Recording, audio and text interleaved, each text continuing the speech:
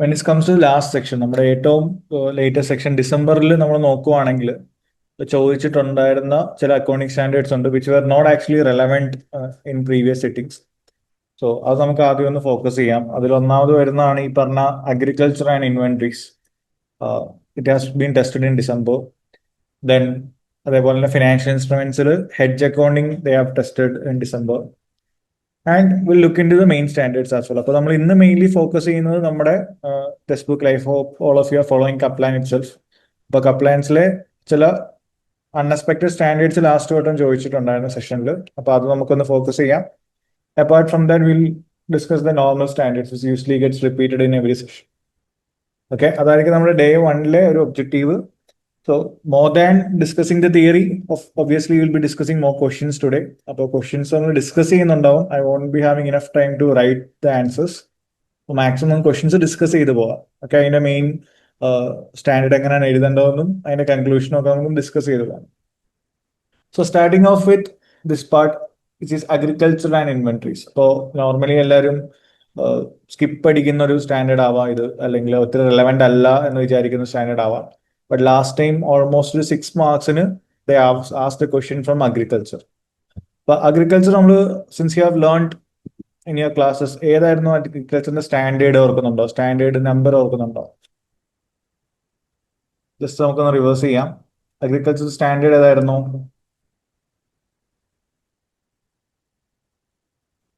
IAS 41 ആണ് കേട്ടോ. IAS 41 ആണ് നമ്മുടെ അഗ്രികൾച്ചർ സ്റ്റാൻഡേർഡ്. നമ്മൾ FR പഠിച്ചിട്ടുള്ളതാണ്. IAS 41 mainly discuss about biological assets. Okay.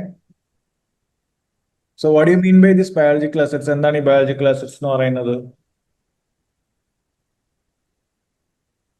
What all comes in that category?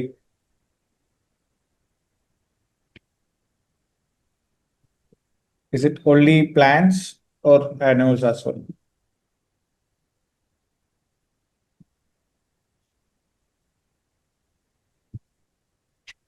Yes, it includes living plant as well as animal. Okay, so biological assets ഇവർ mainly ഉദ്ദേശിക്കുന്നത് it's not just focusing on plants.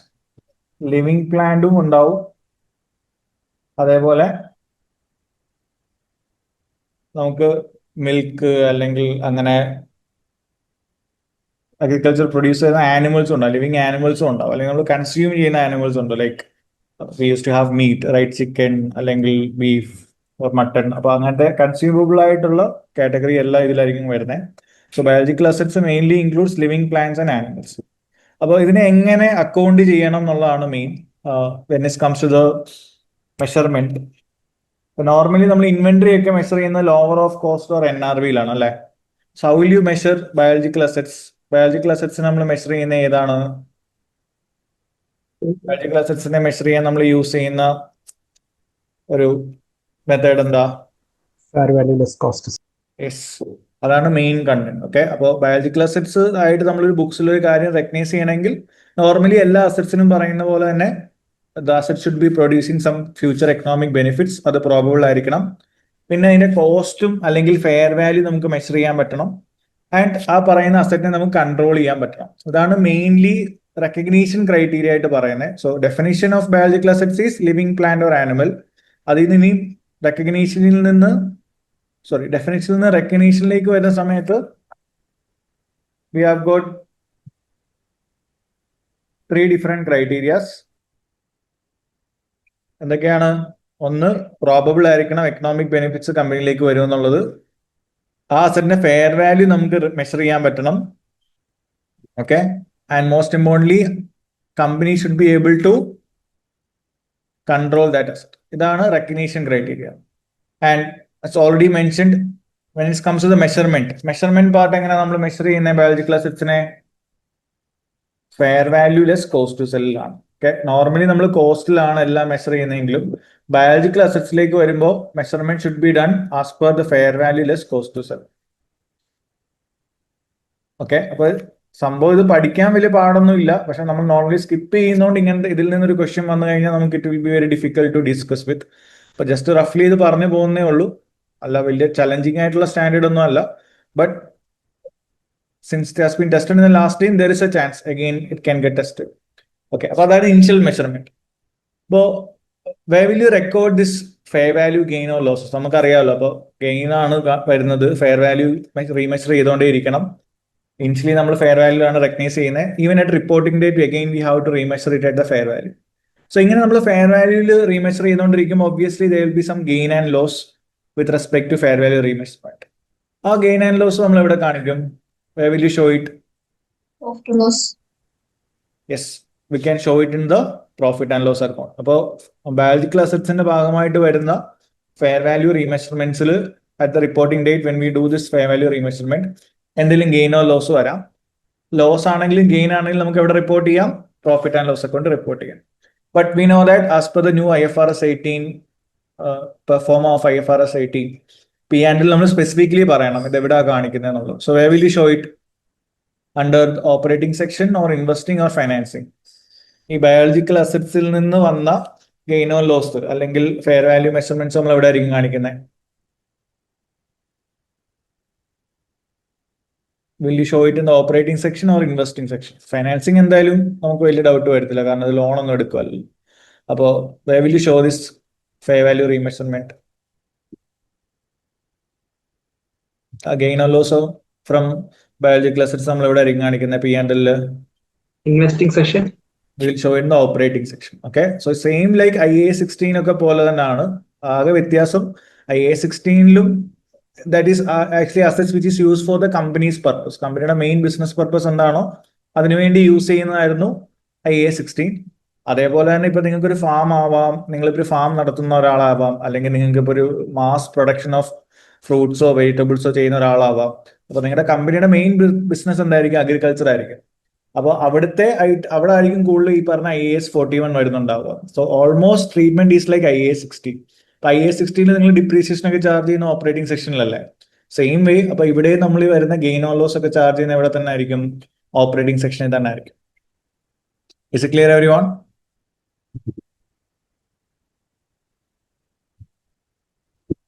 Can you reply in the chat? Yes. അപ്പോൾ ഇങ്ങനത്തെ ഒരു minute ആയിട്ടുള്ള details ഒന്ന് ഓർത്ത് വെക്കുക എന്നുള്ളതാണ് main. And most importantly biological അസറ്റ്സിലോട്ട് വരുമ്പോൾ നമുക്ക് ഒന്നുകൂടെ സ്ട്രെസ് ചെയ്ത് പഠിക്കേണ്ട കാര്യങ്ങൾ 2 items which is sometimes confusing for you. നമ്മുടെ ബെയറർ പ്ലാന്റ് എന്ന് പറഞ്ഞ ഐറ്റം ആണ്. അപ്പോൾ നമ്മൾ പെട്ടെന്ന് ബെയറർ പ്ലാന്റ് എന്ന് കേൾക്കുമ്പോൾ പ്ലാന്റ് ആണ്, it should come under IAS 41 എന്ന് വിചാരിക്കും. പക്ഷെ ബെയറർ പ്ലാന്റ്സിന് നമ്മൾ അക്കൗണ്ട് ചെയ്യുന്നത് എപ്പോഴും എന്തിലായിട്ടാണ്? IAS 16ലാണ്. So what you mean by bearer plant?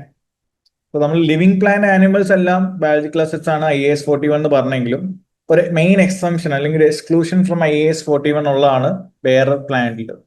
So what you mean by bearer plant? ഒരു എക്സാമ്പിൾ പറയാം.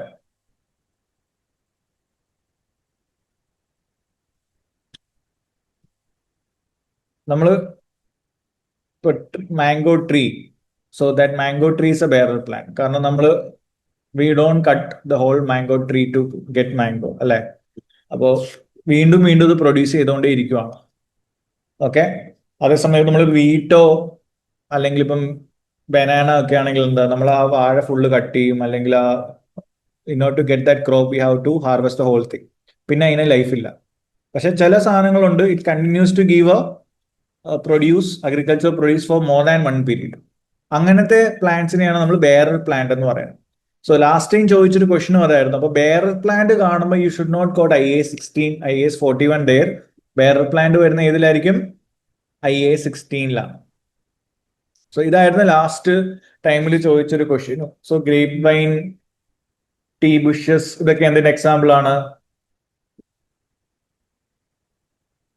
IAS 16 വരുന്ന ബെയറർ പ്ലാന്റിന്റെ എക്സാമ്പിൾസ് ആണ്. അപ്പൊ ബെയറർ പ്ലാന്റ് എന്ന് പറഞ്ഞാൽ ഇത്രയേ ഉള്ളൂ, plants which can produce agriculture produce for more than 1 period. അത് ഒറ്റവട്ടം നമ്മൾ ഹാർവെസ്റ്റ് ചെയ്യുന്ന സമയത്ത് പിന്നെ ലൈഫ് എൻഡ് ചെയ്യുവാണെങ്കിൽ അത് ബെയറർ പ്ലാന്റ് അല്ല.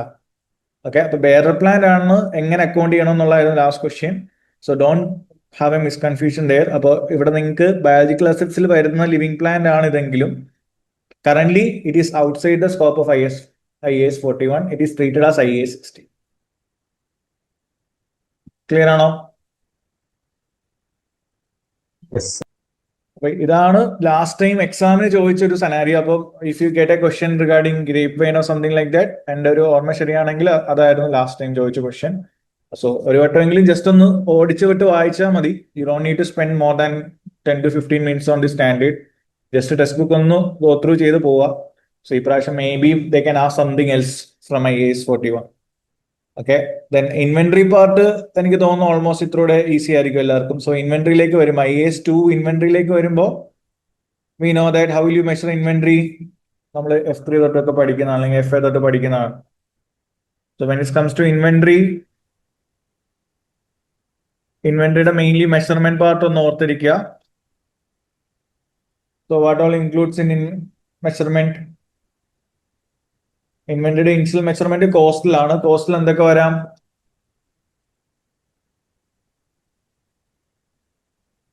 What all includes in the cost of inventory, guys? Just purchase cost മാത്രമാണോ?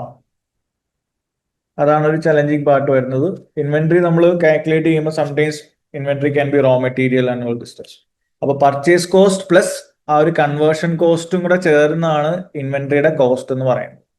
ഓക്കെ, അപ്പൊ കോസ്റ്റ് ഓഫ് ഇൻവെന്ററി വല്ലതും കാൽക്കുലേറ്റ് ചെയ്യാൻ ഒരു ക്വസ്റ്റ്യൻ വരുവാണെങ്കിൽ, even if it simple, it should not just include purchase cost.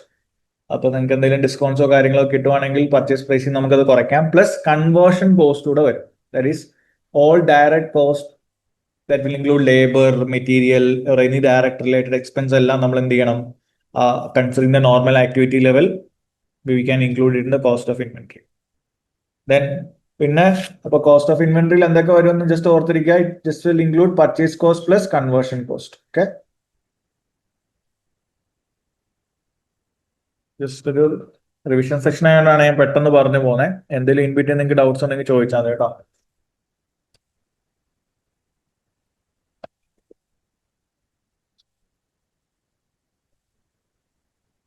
Then inventory cost നമുക്ക് measure ചെയ്യാൻ approve as per IAS 2 we have got 2 different methods. എന്തൊക്കെയാണ്?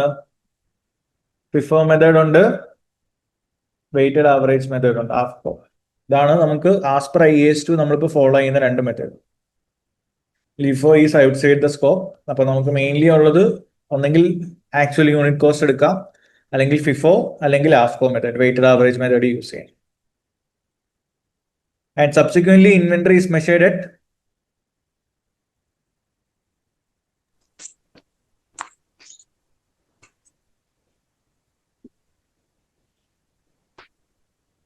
lower of Cost or NRV.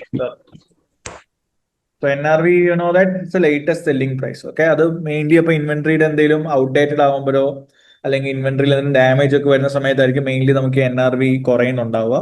Otherwise normally cost തന്നെ ആയിരിക്കും ഒരു proper valuation. Okay, so again അവിടെ ഈ പറഞ്ഞ എന്തെങ്കിലും ഇനിഷ്യൽ മെഷർമെന്റ് ഓഫ് കോസ്റ്റിൽ നിന്ന് പിന്നെ അസറ്റിന്റെ വാല്യൂവിൽ എന്തെങ്കിലും ഡിഫറൻസ് വരുവാണെങ്കിൽ will show the difference in P&L again in the operating section. Okay, അപ്പൊ അതൊരു വലിയ ചലഞ്ചിങ് സ്റ്റാൻഡേർഡ് അല്ല, ബട്ട് നോർമലി എല്ലാവരും മിസ് ആവുന്ന ഒരു ഏരിയ ആണ്. That's reason they have tested last time. അപ്പോൾ മെയിൻ റൂൾസ് ഒക്കെ ഒന്ന് ഓർത്ത് വെച്ചിരിക്കുക. And at least try to have a quick revision over that chapter. Okay, ഒരു 5 to 10 minutes സ്പെൻഡ് ചെയ്താൽ മതി. പക്ഷേ റിവിഷൻ കിറ്റിൽ അതിന്റെ ആസ് ക്വസ്റ്റ്യൻസ് ഒന്നും ഇല്ല പ്രീവിയസ് പാസ് പേപ്പേഴ്സിൽ. എന്റെ നോളജ് പ്രകാരം എനിക്ക് തോന്നുന്നു ഗ്രേപ്പ് മൈൻഡ് ഒരു ക്വസ്റ്റ്യൻ ആയിരുന്നു ലാസ്റ്റ് സെക്ഷൻ ചോദിച്ചത്. അപ്പൊ അതൊന്ന് ഫോക്കസ് ചെയ്യാം.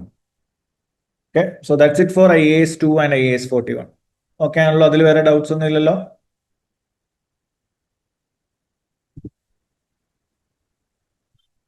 Shall we move to another standard? Yes. Now, last time ഞാൻ ഏറ്റവും ലേറ്റസ്റ്റ് ചോദിച്ച ഏരിയാസ് ആയിരിക്കും വീണ്ടും റിപ്പീറ്റഡ്ലി വരുമെന്ന് ഞാൻ പറയുന്നില്ല, ബട്ട് മേ ബി നമുക്ക് മിസ് ആവാൻ ചാൻസ് ഉള്ളതുകൊണ്ടാണ് ഞാൻ അത് പറയുന്നത്. ഹെഡ്ജിങ് ഒരു ഹെഡ്ജിങ് ലൈക്ക് ഇമ്പോർട്ടന്റ് ഞാൻ പറയുന്നില്ല, ബട്ട് ഒരു 5 to 6 മാർക്സിന് ചോദിച്ചിട്ടുണ്ടായിരുന്നു. നോർമലി നമ്മൾ ചിലപ്പോൾ സ്കിപ്പ് അടിക്കുന്ന ടോപ്പിക് ആയിരിക്കാം, but again I want you guys to focus more on hedging. ഇപ്പൊ ഹെഡ്ജ് അക്കൗണ്ടിങ്ങിലേക്ക് വരുന്ന സമയത്ത് ഹെഡ്ജ് അക്കൗണ്ടിങ്ങിലേക്ക് വരുന്ന സമയത്ത് ഇത് വരുന്ന ഏരിയ IFRS 9 ആണ്. I hope you might have learn financial instrument. അപ്പൊ IAS 32, IFRS 9 ഒക്കെ പഠിച്ചിട്ടുണ്ടാവും. I'm just focusing on hedge accounting here. So hedge അക്കൗണ്ടിങ്ങിലേക്ക് വരുമ്പോൾ നമുക്ക് 2 ടൈപ്പ് ഹെഡ്ജ് അക്കൗണ്ടിങ് ആണ് ഇവിടെ വരുന്നത്. എന്തൊക്കെയാ? പറയാം, രണ്ട് ടൈപ്പ് ഹെഡ്ജിങ് അക്കൗണ്ടിങ് ഉണ്ട്. ഫെയർ വാല്യൂ ഹെഡ്ജും ക്യാഷ് ഫ്ലോ ഹെഡ്ജും. There is fair value hedge and cash. So there is fair value hedge and cash flow hedge. So ഇത് തമ്മിലുള്ള ഡിഫറൻസ് എന്താ? What's the difference between fair value hedge and cash flow hedge? പറയാം, നമ്മുടെ fair value ഹെഡ്ജും cash flow ഹെഡ്ജും തമ്മിലുള്ള വ്യത്യാസം എന്താണ്?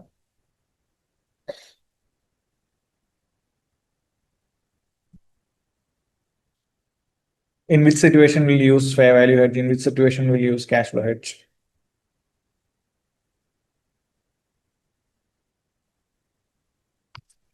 Can you reply in the chat?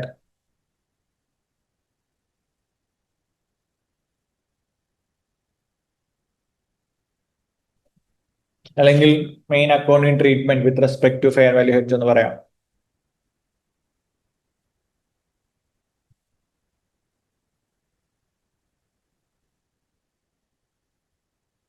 So fair value hedge ആണെങ്കിൽ, like obviously as the name suggests, hedge instrument should be always measured at the fair value.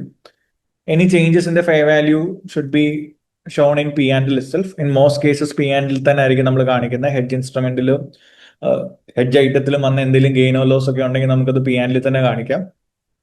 Only if it's a hedge item is FET OCA item. Okay, നമ്മുടെ invest suppose ഒരു share വല്ലോ ആണ് നിങ്ങളുടെ hedge item.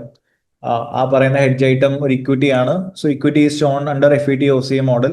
In that scenario മാത്രമേ നമ്മൾ ഈ പറഞ്ഞ fair value hedge related movements ഇവിടെ കാണിക്കത്തുള്ളൂ, OCയിൽ കാണിക്കത്തുള്ളൂ. So this the main underlying point with respect to fair value hedge. Fair value ഹെഡ്ജിൽ എപ്പോഴും നമ്മൾ ഫെയർ വാല്യൂ റീമെഷർമെന്റ്സ് ചെയ്യണം. Any changes in the fair value will be measured in P&L itself. Only if it's equity investment. ഇപ്പൊ ഷെയർസിന്റെ കേസിലൊക്കെയാണ് നമ്മൾ hedge ചെയ്യുന്നതെങ്കിൽ ആ shares which is accounted using FET OCA model നമ്മൾ ഇവിടെ കാണിക്കും. അതിന്റെ മൂവ്മെന്റ്സ് OCയിലേക്ക് പോകും. Okay, so fair value hedge എന്താന്നുള്ളത് we can discuss with help of a question. അപ്പൊ അതായിരിക്കും ഇത്രയുടെ ബെറ്റർ. ഓക്കെ, ഞാൻ ടെക്സ്റ്റ് ബുക്കിൽ തന്നെ ഒരു എക്സാമ്പിൾ എടുക്കാം ഡിസ്കസ് ചെയ്യാൻ. So it's a question about fair value hedge. ഒന്ന് വായിച്ചു നോക്കാം എല്ലാവരും. നമ്മൾ ക്ലാസ്സിൽ ഡിസ്കസ് ചെയ്തിട്ടുള്ളതായിരിക്കാം. ഈ ക്വസ്റ്റ്യൻ ഒന്ന് വായിച്ചേ. ഇതൊരു ഫെയർ വാല്യൂ ഹെഡ്ജിന്റെ ക്വസ്റ്റ്യൻ ആണ്. ഇപ്പൊ ക്വസ്റ്റ്യൻ വെച്ച് ചെയ്യുന്നതായിരിക്കും നല്ലത്, അല്ല തിയറി പോലെ ഇത് പറയാൻ പറ്റും. Just quickly go through it.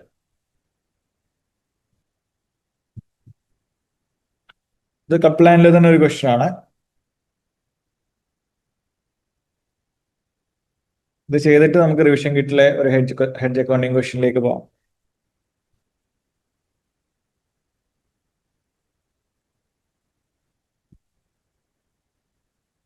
കാണുന്നുണ്ടോ? ക്വസ്റ്റ്യൻ കാണുന്നുണ്ടല്ലോ?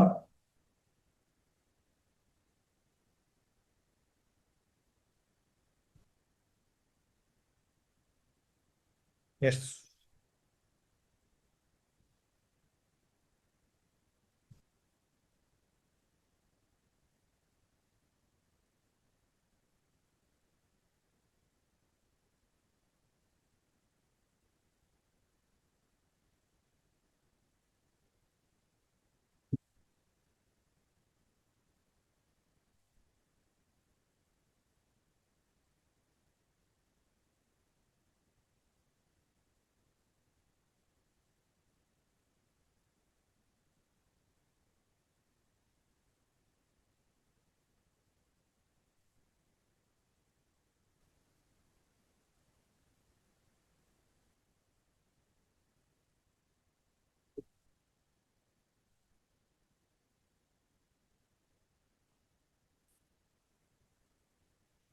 ഓക്കെ, സോ ഇവിടെ എന്താ സിറ്റുവേഷൻ? നമ്മൾ ഷെയറിൽ ഇൻവെസ്റ്റ് ചെയ്തു. ഷെയറിൽ ഇൻവെസ്റ്റ് ചെയ്യുമ്പോൾ നമ്മുടെ റിസ്ക് എന്താ? ഇപ്പൊ നിങ്ങളൊരു ഷെയർ വാങ്ങുവാണെങ്കിൽ നിങ്ങൾക്ക് ഒരു 100 രൂപയ്ക്ക് നിങ്ങൾ ഷെയർ വാങ്ങി. പക്ഷെ ഇവിടുത്തെ നിങ്ങൾ റിസ്ക് എന്താ? ഷെയറിന്റെ വാല്യൂ കുറയും എന്നുള്ളത്, അല്ലെ? അപ്പൊ ഈ റിസ്കിനെ നമുക്ക് ഹെഡ്ജ് ചെയ്യാനാണ് we have got different hedging instruments in the market. Like futures ഉണ്ട്, ഓപ്ഷൻസ് ഉണ്ട്. അപ്പൊ ഇവിടെ FM-ലെ പോലെ നിങ്ങൾ ഹെഡ്ജിങ്ങിനെ പറ്റിയിട്ടൊന്നും ഡിസ്കസ് ചെയ്യേണ്ട. Already it is mention here എന്താണ് ഇവിടുത്തെ സിറ്റുവേഷൻ എന്നും അതിനുവേണ്ടി അവർ ഹെഡ്ജ് ഇൻസ്ട്രുമെന്റ് ഏതാണ് ചൂസ് ചെയ്യുന്നതും ഒക്കെ പറയുന്നു. നമ്മൾ ആസ് എൻ അക്കൗണ്ട് എന്ത് ചെയ്താൽ മതി? ഇതിനെ ഹെഡ്ജ് ചെയ്താൽ മാത്രം മതി. ഇപ്പൊ നോർമലി നിങ്ങൾക്ക് ക്വസ്റ്റ്യൻസ് വരുമ്പം ഓരോ മെൻഷൻഡ് ആയിരിക്കും ഇത് ഫെയർ വാല്യൂ ഹെഡ്ജ് ആണോ അല്ലെങ്കിൽ ക്യാഷ് ഫ്ലോ ഹെഡ്ജ് ആണോ എന്നുള്ളത്. അല്ലെങ്കിൽ ടിപ്പിക്കലി ഫെയർ വാല്യൂ ഹെഡ്ജിന്റെ ഒരു സെനാരിയോ എപ്പോഴും വരുന്നത് നമ്മൾ ഓൾറെഡി ഒരു അസറ്റ് വാങ്ങുന്നു, എന്നിട്ട് ആ അസറ്റിന്റെ വാല്യൂ കുറയുന്നതിനെയാണ് നമ്മൾ ഹെഡ്ജ് ചെയ്യുന്നതെങ്കിൽ അത് ഓട്ടോമാറ്റിക്കലി എന്തായിരിക്കും, ഫെയർ വാല്യൂ ഹെഡ്ജ് ആയിരിക്കും. ഓക്കെ, ഫോർ എക്സാമ്പിൾ ഇവിടെ നമ്മൾ ഷെയർസ് ആണ് വാങ്ങുന്നത്. അപ്പൊ ഷെയറിന്റെ വാല്യൂ ഇപ്പൊ 900,000 ആണ് നമ്മൾ വാങ്ങിയത് അല്ലെ, വി പർച്ചേസ് ഇറ്റ് ഫോർ 900,000. അപ്പൊ ഓട്ടോമാറ്റിക്കലി ഞാൻ ആദ്യം പറഞ്ഞു വെച്ചിട്ട് ഇവിടുത്തെ റിസ്ക് ഫാക്ടർ എന്തായിരിക്കും, ബൈ ഡീഫോൾട്ട് ഷെയറിന്റെ വാല്യൂ കുറയുക എന്നുള്ളതാണ്. ഓക്കെ, സോ ഇതാണ് നോർമലി എപ്പോഴും ഫെയർ വാല്യൂ ഹെഡ്ജിന്റെ ഒരു സെനാരിയോ. എന്ന് വെച്ചാൽ നിങ്ങൾ അസറ്റ് നിങ്ങൾ ഇപ്പൊ പർച്ചേസ് ചെയ്തിട്ടുണ്ടാവും, പക്ഷേ ആ അസറ്റിന്റെ വാല്യൂ കുറയുന്നതിനെ ആയിരിക്കും നിങ്ങൾ ഹെഡ്ജ് ചെയ്യാൻ നോക്കുന്നത്. അത് ചിലപ്പോൾ ഷെയർസ് ആവാം, അത് ചിലപ്പോൾ നിങ്ങൾ വാങ്ങിച്ചു വെച്ചിരിക്കുന്ന ഇൻവെന്ററി ആവാം. ഓക്കെ, ചിലപ്പോൾ ഒരു കമ്പനി ഇൻവെന്ററി വാങ്ങിച്ചു, അപ്പൊ ഇൻവെന്ററി വാങ്ങുമ്പോൾ റിസ്ക് എന്താ, ഇൻവെന്ററിയുടെ വാല്യൂ കുറഞ്ഞു കഴിഞ്ഞാൽ we have to sell it at lower price, so we may have to incur a loss. അപ്പൊ അതിനെ ഹെഡ്ജ് ചെയ്ത് ചിലപ്പോൾ നമ്മൾ ഇതേപോലെ ഹെഡ്ജ് ഇൻസ്ട്രുമെന്റിലോട്ട് ഇറങ്ങാം. അപ്പോൾ ഓൾവേസ് റിമെമ്പർ ദാറ്റ് പെട്ടെന്ന് പിക്ക് ചെയ്യാൻ പറ്റുന്ന most of the fair value hedge scenario എപ്പോഴും എന്തായിരിക്കും, നമ്മൾ ഓൾറെഡി ഒരു അസറ്റ് വാങ്ങിയിട്ടുണ്ടാവും, ആ അസറ്റിന്റെ വാല്യൂ ഫ്യൂച്ചറിൽ കുറയുന്നു എന്നൊരു പേടി, ആ കുറയുന്ന കാരണം നമുക്ക് വരുന്ന ലോസ്, ആ ലോസിനെ ഹെഡ്ജ് ചെയ്യാനായിരിക്കും നമ്മൾ ഇൻസ്ട്രുമെന്റിൽ ഇറങ്ങുന്നത്. So always you have to items in A hedge accounting, that is hedge instrument and the hedge item. So ഇവിടുത്തെ നമ്മുടെ ഹെഡ്ജ് ഐറ്റം എന്ന് പറയുന്നത് എന്താണ്, നമ്മൾ വാങ്ങിച്ച ഷെയർ ആണ്, ആ ഷെയറിന്റെ വാല്യൂ കുറയുന്നതിനെ നമ്മൾ ഹെഡ്ജ് ചെയ്യാൻ പോകുന്നത്. So we have to create 2 accounts in our books, which is hedge item and hedge instrument. Okay, അപ്പൊ ഹെഡ്ജ് അക്കൗണ്ടിങ് നമ്മൾ എപ്പോഴും ചെയ്യുന്ന സമയത്ത് we have to account for this 2 items, hedge ഐറ്റവും പിന്നെന്താണ് ഹെഡ്ജ് ഇൻസ്ട്രുമെന്റും. ഹെഡ്ജ് ഇൻസ്ട്രുമെന്റ് എന്ന് പറയുന്നത് നമ്മൾ യൂസ് ചെയ്യുന്ന ഫ്യൂച്ചറോ ഓപ്ഷനോ ഒക്കെ ആയിരിക്കാം. Fine. And one more logic in hedging നമ്മൾ എപ്പോഴും മനസ്സിലാക്കേണ്ടത്, നമ്മുടെ ഹെഡ്ജ് ഐറ്റത്തിൽ ലോസ് ആണ് വരുന്നതെങ്കിൽ, ഹെഡ്ജ് ഐറ്റത്തിൽ നിങ്ങൾ ലോസ് വരുന്നെങ്കിൽ ആ ലോസിനെ നമുക്ക് ഓവർകം ചെയ്യാനാണ് you are entering in hedge instrument, like any futures or any options. So ഇവിടുത്തെ ലോജിക് ഇത്രയേ ഉള്ളൂ, എപ്പോഴും നിങ്ങളുടെ ഹെഡ്ജ് ഐറ്റത്തിൽ ലോസ് വരുവാണെങ്കിൽ നിങ്ങളുടെ ഹെഡ്ജ് ഇൻസ്ട്രുമെന്റിൽ അവിടെ എന്തായിരിക്കും നിങ്ങൾക്ക് വരുന്നുണ്ടാവുക, ഗെയിൻ ആയിരിക്കും. അപ്പൊ ഈ ലോജിക്ക് മനസ്സിലാക്കണം. എന്ന് വെച്ചാൽ സിംപ്ലി ഇതിന്റെ ലോജിക്ക് എപ്പോഴും ഞാൻ പറയുന്നത് വളരെ സിമ്പിൾ ആണ്. നിങ്ങളിപ്പോ ഒരു ബെറ്റ് വെച്ചു, ഞാനുമായിട്ടൊരു ബെറ്റ് വെച്ചു, ഇന്ത്യ ഇപ്പോൾ ഒരു മാച്ച് തോക്കും അല്ലെങ്കിൽ ജയിക്കും എന്ന് പറഞ്ഞിട്ട്. അപ്പൊ നിങ്ങൾ 1000 രൂപയാണ് ബെറ്റ് വെച്ചത്. So you have a risk, like you may lose 1000.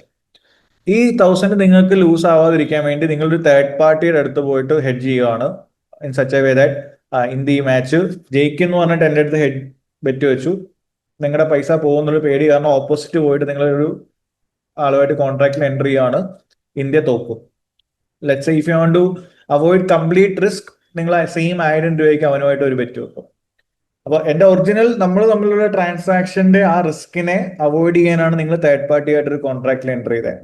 So നിങ്ങൾ കോൺട്രാക്റ്റിൽ എൻ്റർ ചെയ്യുമ്പോൾ അതിന്റെ നേച്ചർ എന്തായിരിക്കും, നേരെ ഓപ്പോസിറ്റ് ആയിരിക്കും അല്ലെ.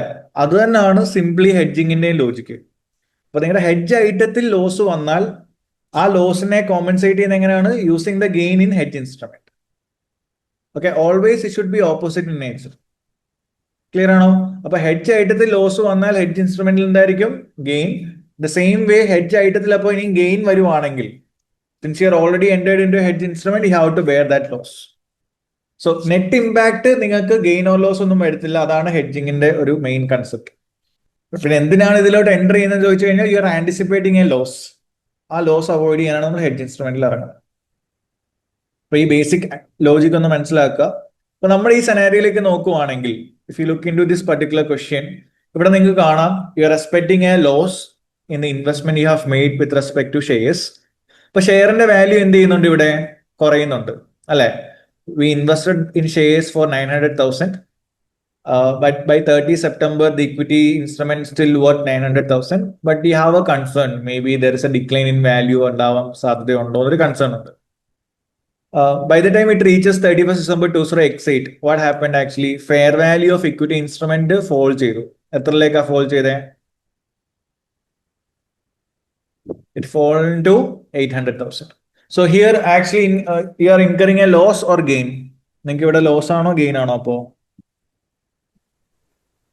നിങ്ങൾ ഇൻവെസ്റ്റ് ചെയ്ത shares, that is your hedge item, ഇതിനെയാണ് നിങ്ങൾ ഹെഡ്ജ് ചെയ്യേണ്ടത്. ഓക്കെ, നിങ്ങളുടെ ഹെഡ്ജ് ഐറ്റം ആണ് ഈ ഷെയർസ്. ആ ഷെയറിന്റെ വാല്യൂ കുറഞ്ഞു, എത്രയിലേക്കാ കുറഞ്ഞേ, 900,000 നിന്ന് 800,000 വന്നു. സോ നമ്മൾ പഠിച്ച കൺസെപ്റ്റ് പ്രകാരം ഇവിടെ ഇപ്പൊ ലോസിന്റെ സിറ്റുവേഷൻ ആണോ ഗെയിന്റെ സിറ്റുവേഷൻ ആണോ? ഹെഡ്ജ് ഐറ്റത്തിൽ എന്താ ഇവിടെ? ഹെഡ്ജ് ഐറ്റത്തിൽ ഇവിടെ എന്താ ഇപ്പൊ വന്നേക്കുന്നേ? Is it a loss or gain? Loss. എത്രയാണ് ലോസ്? 100,000 ലോസ്.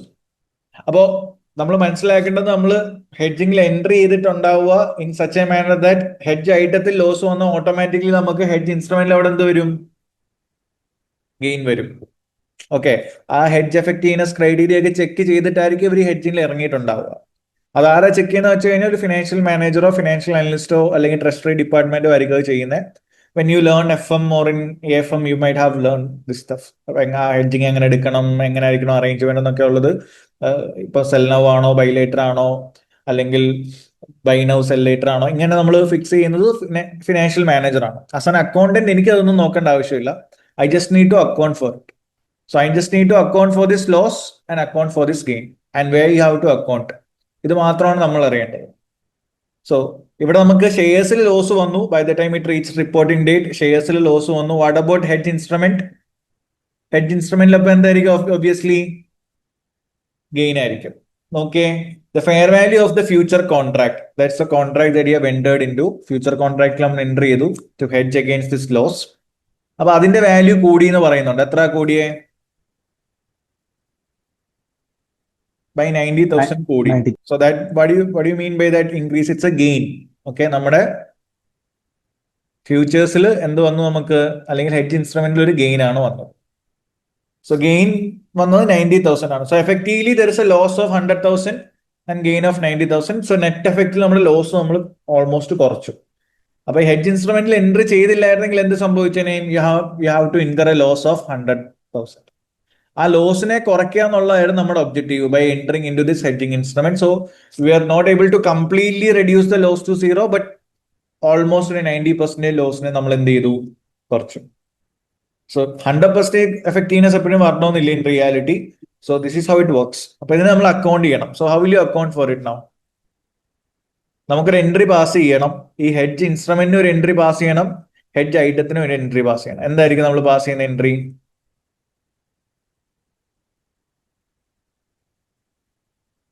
ആ ഹെഡ്ജ് ഐറ്റത്തിൽ ആക്ച്വലി വാല്യൂ കുറയുകയാണ് ചെയ്തത്. So it's a loss. But in the question it is mention that ഈ ഇക്വിറ്റി ഇൻസ്ട്രുമെന്റിനെ അവർ അക്കൗണ്ട് ചെയ്യുന്ന ഏത് വഴിയാന്ന് പറഞ്ഞിട്ടുണ്ട്? ഫെയർ വാല്യൂ ത്രൂ OCA മോഡലാന്ന് പറയുന്നത്. So where will you recognise that loss? OCA. Yes, we have to measure that loss in OCA. And what about the gain?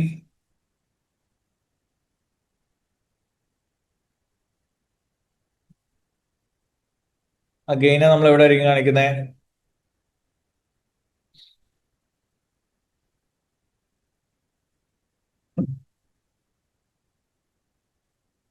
Will you show it in the P&L or OCA?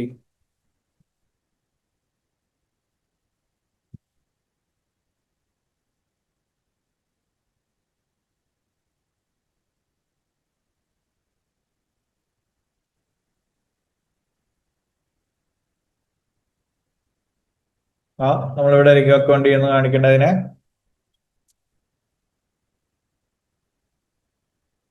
അപ്പം entry എഴുതിക്കോ. Debit loss എത്രയാണ് വന്നത്? 100,000. അതിനെ നമ്മൾ OCയിലേക്ക് കൊടുക്കും. And asset value കുറഞ്ഞു. അപ്പോൾ financial asset ആണ്, ഷെയർസ് എന്ന് പറയുന്നത് ഫിനാൻഷ്യൽ അസറ്റ് ആണ്. സോ ക്രെഡിറ്റ് ഫിനാൻഷ്യൽ അസറ്റ് എന്ന് പറഞ്ഞു പോകും. അതായിരിക്കും നമ്മുടെ ഫസ്റ്റ് എൻട്രി, ഹെഡ്ജ് ഐറ്റത്തിലുള്ള എൻട്രി. ഇനിയും ഡെറിവേറ്റീവ് എൻട്രി എന്തായിരിക്കും? Since it's A equity investment which is shown under OCA model, ആ ഡെറിവേറ്റീവിന്റെ ഗെയിനും നമ്മൾ കാണിക്കുന്ന ഇവിടെ തന്നെ ആയിരിക്കും, OCAയിലായിരിക്കണം കേട്ടോ. കാരണം ഇവിടെ ഹെഡ്ജ് ഐറ്റം എന്തായി പോയി? OCA മോഡൽ ചൂസ് ചെയ്തൊരു ഐറ്റം ആയി പോയി. അപ്പൊ അതേ മോഡൽ ആയിരിക്കണം നമ്മൾ എവിടെയും ഫോളോ ചെയ്യുന്നത്, ഹെഡ്ജ് ഇൻസ്ട്രുമെന്റും ഫോളോ ചെയ്യുന്നത്. Otherwise in fair value hedge every gain or loss will be reflected in P&L എന്ന് ഞാൻ ആദ്യം മെൻഷൻ ചെയ്തായിരുന്നു. So unless it is a equity instrument or anything which is accounted using OCA model, അല്ലാതെയുള്ള എല്ലാ സെനാരിയിലും നമ്മൾ gain or loss കാണിക്കേണ്ടത് P&L ആണ് under fair value hedge. ഇപ്പൊ ഇവിടുത്തെ നമ്മൾ എൻട്രി എന്താ വരുന്നത്? ലോസ് വന്നു, ഡെബിറ്റ് ലോസ്. ഇത് എവിടോട്ട് പോകും? OCAയിലേക്ക് പോകും, 100,000. ദെൻ ഫിനാൻഷ്യൽ അസറ്റിന്റെ വാല്യൂ കുറഞ്ഞു, so credit financial asset 100,000. Then ഈ ഗെയിനിന്റെ എൻട്രി എന്താണ്? ഡെറിവേറ്റീവിന്റെ വാല്യൂ കൂടുവാണെങ്കിൽ, so debit derivative 90 and there is a gain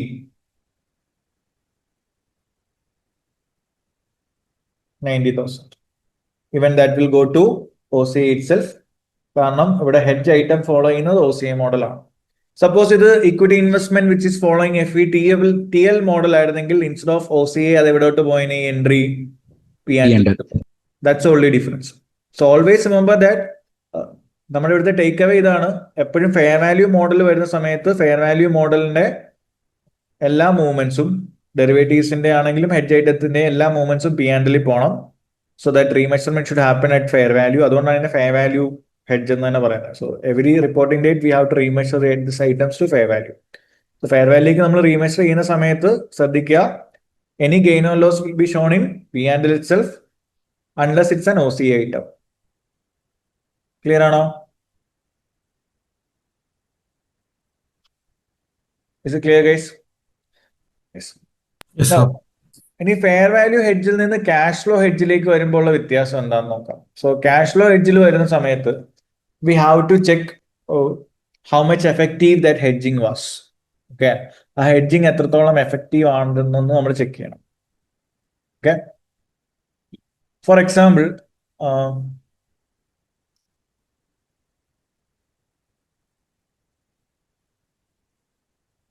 we'll do one question from textbook itself.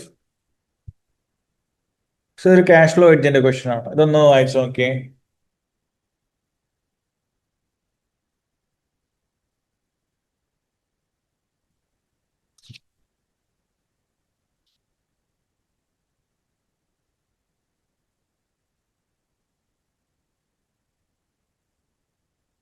So cash flow ഹെഡ്ജിലുള്ള വ്യത്യാസം എന്ന് വെച്ച് കഴിഞ്ഞാൽ here we are expecting a loss in cash flows. Okay, നമ്മൾ ചിലപ്പോൾ ഫോർ എക്സാമ്പിൾ ഫ്യൂച്ചറിൽ നമ്മൾ എന്തെങ്കിലും വാങ്ങാൻ പോവായിരിക്കും, പക്ഷെ നമുക്ക് ഇപ്പൊ സാധനം ആവശ്യമില്ല, പക്ഷെ ഫ്യൂച്ചറിൽ വാങ്ങുന്ന സമയത്ത് അതിന്റെ വാല്യൂ കൂടുമോ നമുക്കൊരു പേടി. സോ അങ്ങനെ വാല്യൂ കൂടി കഴിഞ്ഞാൽ effectively you will incur some loss in cash itself. In cash നിങ്ങളുടെ കയ്യിൽ നിന്ന് ആ എമൗണ്ട് ലോസ് ആവുന്നതാണ് നമ്മൾ എക്സ്പെക്ട് ചെയ്യുന്നത്. സോ ഇവിടെ ഈ ക്വസ്റ്റിനകത്ത് അവർ പറയുന്നുണ്ട് in future they are expecting a cash flow loss. എത്രയാണ് അവർ future cash flow loss expect ചെയ്യുന്നത്? 9,100 അവർ ഇൻ ക്യാഷ് ഫ്ലോ. ലാസ്റ്റ് ക്വസ്റ്റിനകത്ത് നമ്മൾ ഷെയറിന്റെ ഫെയർ വാല്യൂ കുറയുന്നതായിരുന്നു നമ്മുടെ പേടി, അതിനെ ഹെഡ്ജ് ചെയ്യാനാണ് നമ്മൾ ഫെയർ വാല്യൂ ഹെഡ്ജിൽ പോയത്. But in cash flow hedge it was like ഫ്യൂച്ചറിൽ നമുക്കൊരു ക്യാഷ് ഫ്ലോ നമ്മൾ ലോസ് എക്സ്പെക്ട് ചെയ്യുന്നുണ്ട്, ഫെയർ വാല്യൂലുള്ള വ്യത്യാസമല്ല, ശരിക്കും ഇൻ റിയാലിറ്റി ക്യാഷ് ഫ്ലോയിൽ നമ്മൾ ലോസ് എക്സ്പെക്ട് ചെയ്യുന്നുണ്ട്. സോ ക്യാഷ് ഫ്ലോയിൽ നമ്മൾ ലോസ് എക്സ്പെക്ട് ചെയ്യുന്നത് 9,100 ആണ്. അതിനെ കോമ്പൻസേറ്റ് ചെയ്യാൻ വേണ്ടി we are entering in hedging. Okay, നമ്മൾ ഹെഡ്ജിങ്ങിലേക്ക് എൻട്രി ചെയ്തു. രണ്ട് സിറ്റുവേഷൻ ആണ് ഇവിടെ നടന്നത് എന്ന് വെച്ചാൽ, as you can see here in the last question, gain loss വന്നത് 100,000 ആണ്, പക്ഷെ ഗെയിൻ വന്നത് എത്രയേ ഉള്ളൂ? 90,000 ഉള്ളായിരുന്നു. So it is almost like എപ്പോഴും കംപ്ലീറ്റ്ലി എഫക്റ്റീവ് ആണോന്നില്ല. ഓക്കെ, 100,000 നമുക്ക് ലോസ് വന്നു, 90,000 നമുക്ക് ഹെഡ്ജിങ് ത്രൂ സെറ്റ് ഓഫ് ചെയ്യാൻ പറ്റുള്ളൂ. So in the same way cash flow ഹെഡ്ജിൽ നമ്മൾ നോക്കണം how much it was effective and how much it was ineffective. ഇപ്പൊ ഇവിടെ നോക്കുമ്പോൾ നമുക്ക് 9,100 ആണ് നമ്മൾ എക്സ്പെക്ട് ചെയ്ത loss. As per requirement a നമ്മുടെ ക്യാഷ് ഫ്ലോ ഹെഡ്ജിൽ fair value movement in hedge instrument വന്ന എത്ര നോക്കിയേ? ഫെയർ വാല്യൂ മൂവ്മെന്റ് അപ്പോൾ ഉദ്ദേശിക്കുന്നത് 9,100 ലോസ് ഇവിടെ വന്നു. ഓക്കെ, ക്യാഷ് ഫ്ലോയിൽ 9,100 നമുക്ക് ലോസ് ആണ്. അപ്പോൾ ഓട്ടോമാറ്റിക്കലി ഹെഡ്ജ് ഇൻസ്ട്രുമെന്റിൽ നമുക്ക് എന്തായിരിക്കും? ഗെയിൻ ആയിരിക്കും. So as per requirement number 1 നിങ്ങളുടെ ഗെയിൻ എത്ര നോക്കിയേ?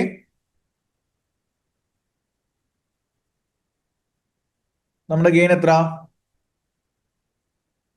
8,500 ആണ്.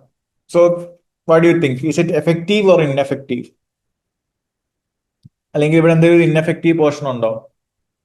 നമുക്ക് 9,100 ആണ് വന്ന ലോസ്, പക്ഷെ when you look into the hedge instrument അവിടെ വന്ന ഗെയിൻ എത്രയേ ഉള്ളൂ? 9,100 ഉള്ളൂ. So where will you record this? എന്നുള്ളതാണ് question. First question is it effective or ineffective എന്നുള്ളതാണ്. ഈ ഹെഡ്ജിങ് എഫക്റ്റീവ് ആണോ? Is the hedging effective or anything excess വന്നോ?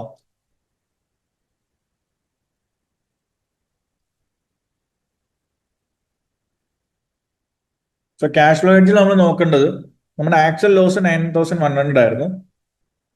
പക്ഷേ through hedging we are able to cover 8,500. അതിൽ കൂടുതലായിട്ട് നമ്മൾ ഹെഡ്ജ് ചെയ്തിട്ടില്ലല്ലോ. We haven't over hedged it. Okay, അപ്പോൾ ഇവിടെ എഫക്റ്റീവ് എന്ന് ഉദ്ദേശിക്കുന്നത് ഔട്ട് ഓഫ് 8,500 നമ്മളിവിടെ യൂസ് ചെയ്തു. There is no excess gain അല്ലെ. അപ്പൊ എക്സസ് ആയിട്ട് വന്നെങ്കിലാണ് നമ്മൾ ഈ പറഞ്ഞ ഇൻഎഫക്റ്റീവ് എന്ന് ഇവിടെ ഉദ്ദേശിക്കുന്നത്. ഓക്കെ, അപ്പൊ നമ്മൾ ചിന്തിക്കേണ്ട എപ്പോഴും അങ്ങനെയാണ്. ഫോർ എക്സാമ്പിൾ നിങ്ങളിപ്പോൾ ഒരു ഇൻഷുറൻസ് എടുത്തു. ഇൻഷുറൻസ് എടുത്ത് 8,500 ബില്ല് വന്നത് 9,700. So we can say that നമ്മുടെ ഇൻഷുറൻസ് കംപ്ലീറ്റ്ലി നമുക്ക് യൂസ് ചെയ്യാൻ പറ്റി. So it is effective. But on the other hand bill വന്നത് 9,100 ഉള്ളൂ. ഞാൻ 10,000 ഇൻഷുറൻസ് എടുത്തിട്ടുണ്ടായിരുന്നു. So there it is like കുറച്ച് എമൗണ്ട് അൺയൂസ്ഡ് ആയി. There is something excess. അതിനെയാണ് ഇൻഎഫക്റ്റീവ് എന്ന് പറയുന്നത്. അപ്പൊ അതേ ലോജിക്കാണ് നിങ്ങൾ ഇവിടെ ക്യാഷ് ഫ്ലോ ഹെഡ്ജിംഗിൽ യൂസ് ചെയ്യേണ്ടത്. അപ്പൊ ഫ്യൂച്ചറിൽ വരാൻ പോകുന്ന ഒരു ക്യാഷ് ഫ്ലോ ലോസ് ഉണ്ട് 9,100. ബട്ട് ബൈ ദാറ്റ് ടൈം നിങ്ങളുടെ ഹെഡ്ജിന്റെ ഉള്ള ഗെയിൻ, ഹെഡ്ജിങ് ഇൻസ്ട്രുമെന്റ് ത്രൂ വന്ന ഗെയിൻ 8,500 ആയിരുന്നു. then I can say that this 8,500 is effective. കാരണം നമുക്കത് കംപ്ലീറ്റ്ലി യൂസ് ചെയ്യാൻ പറ്റി. എന്തെങ്കിലും എക്സസ് വന്നിട്ടുണ്ടോ ഇല്ലയോ എന്ന് ചെക്ക് ചെയ്യാം. ഇതാണ് നമ്മൾ എപ്പോഴും ക്യാഷ് ഫ്ലോ ഹെഡ്ജിൽ ചെയ്യേണ്ടത്. എക്സസ് എന്തെങ്കിലും വന്നിട്ടുണ്ടെങ്കിൽ that excess portion will be shown under P&L and the effective portion should be shown under OCA. ഇങ്ങനെ ഒരു സ്പ്ലിറ്റ് നമ്മൾ എവിടെ ചെയ്യേണ്ടി വരും? ക്യാഷ് ഫ്ലോ ഹെഡ്ജിൽ ചെയ്യേണ്ടി വരും. അപ്പം when it comes to fair value hedge ഞാൻ പറഞ്ഞു ഒന്നെങ്കിൽ P&L അല്ലെങ്കിൽ OCA അങ്ങനെയുള്ളായിരുന്നു. We don't use to split it. പക്ഷെ ക്യാഷ് ഫ്ലോ ഹെഡ്ജിൽ വരുമ്പോൾ നമ്മൾ എന്ത് ചെയ്യണം? ദ ഹെഡ്ജ് ഇൻസ്ട്രുമെന്റ് പോർഷനിൽ we have to split between effective and ineffective portion. അപ്പോൾ ഇവിടെ ഈ ക്വസ്റ്റ്യൻ പ്രകാരം നമ്മൾ നോക്കുവാണെങ്കിൽ നിങ്ങളുടെ 9,100 ആയിരുന്നു നമ്മുടെ ലോസ്. അത് കംപ്ലീറ്റ്ലി നമ്മൾ എന്ത് ചെയ്തു? Using hedging we were able to cancel it off. അപ്പൊ 8,500 എവിടെ പോകണം?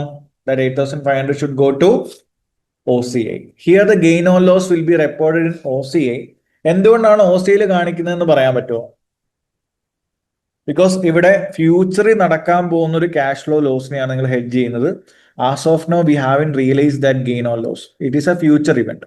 അപ്പൊ ഫ്യൂച്ചറിൽ ശരിക്കും നിങ്ങൾക്ക് ആ ലോസ് വരുമ്പോഴേ ശരിക്കും ഇതിന്റെ ഒരു ബെനിഫിറ്റ് നിങ്ങൾക്ക് കിട്ടുന്നത്. സോ അന്നേരമേ നമുക്ക് ഇത് എന്ത് ചെയ്യാൻ പറ്റത്തുള്ളൂ? V can realise it in P&L. Till then this effective portion should be kept under OCA. അപ്പൊ അതാണ് ഇതിന്റെ ലോജിക്. ഓക്കെ, അപ്പോൾ ഇവിടെ നമ്മൾ ക്യാഷ് ഫ്ലോ ഹെഡ്ജിലേക്ക് വരുമ്പോൾ എഫക്റ്റീവ് പോർഷൻ എത്ര നോക്കുക. That effective portion will be shown in OCA.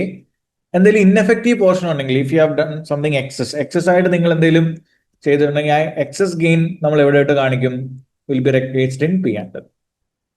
So ഇതാണ് വരുന്ന മെയിൻ ഒരു വ്യത്യാസം between cash flow hedge and fair value hedge. അപ്പോൾ ഇൻഎഫക്റ്റീവ് എന്ന് ഉദ്ദേശിക്കുന്ന ഇതേ ക്വസ്റ്റ്യൻ നിങ്ങളിപ്പോൾ നോക്കുവാണെങ്കിൽ 9,100 നമുക്ക് ലോസ് വന്നു. പക്ഷേ using hedging we got a gain of 10,000. Okay, 9,100 നമുക്ക് ലോസ് വന്നു. Same situation. പക്ഷേ using hedging you are expecting a gain of 10,000. അപ്പൊ ഇവിടെ എനിക്ക് പറയാൻ പറ്റും 9,100 എന്തായിട്ടുള്ളൂ? എഫക്റ്റീവ് ഉള്ളൂ. ബാക്കി 900 എന്താണ്? ഓവറായിട്ട് നമ്മൾ ഹെഡ്ജ് ചെയ്ത it is an excess portion or it is a ineffective portion. ആ ഇൻഎഫക്റ്റീവ് പോർഷൻ നമുക്ക് എന്ത് ചെയ്യാം? We can realise it immediately to P&L and that effective portion should be shown in OCA. Why? Because അത് ഫ്യൂച്ചറിൽ ആ പറയുന്ന cash flow loss ശരിക്കും നിങ്ങൾക്ക് വരുന്ന സമയത്താണ് അത് എഫക്റ്റ് ആവുന്നത്. So till then will keep it under OCA itself. Clear ആണോ? അപ്പൊ ഇവിടെ നമ്മൾ എൻട്രി എന്തായിരിക്കും? Debit derivative 10,000. പക്ഷെ ആ ഗെയിനെ നമ്മളൊന്ന് സ്പ്ലിറ്റ് ചെയ്യും.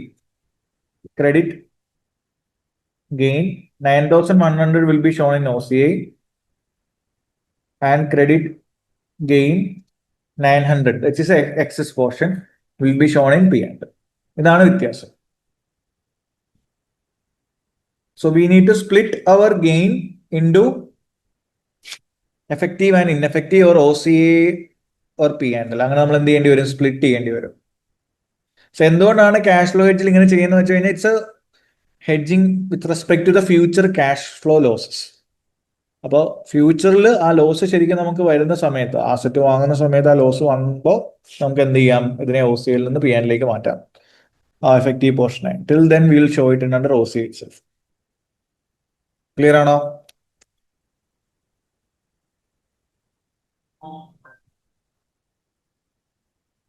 Can you reply in the chat?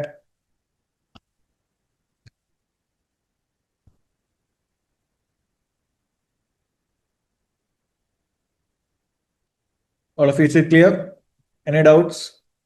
അപ്പോൾ ഇതാ ഞാൻ ഫുള്ള് നമുക്ക് ഇൻഡെപ്ത് ഹെഡ്ജിങ്ങും കാര്യങ്ങളും ഒന്നും ബേസിക് കൺസെപ്റ്റ്സ് ഒന്നും പറയാൻ ടൈമില്ല. അതുകൊണ്ടാണ് ഞാൻ ജസ്റ്റ് സ്ട്രേറ്റ് അവേ ഈ 2 കാര്യങ്ങൾ മാത്രം വന്നേ. ചോദിക്കുവാണെങ്കിൽ they can test it for 5 to 6 marks. അപ്പോൾ ഈ ഒരു മെയിൻ കൺസെപ്റ്റ്സ് ഒന്ന് ഓർത്തിരിക്കുക, അതിന്റെ ലോജിക്ക് ഒന്ന് ഓർത്തിരിക്കുക. ഓക്കെ അല്ലേ? Okay, so will do one question from the kit.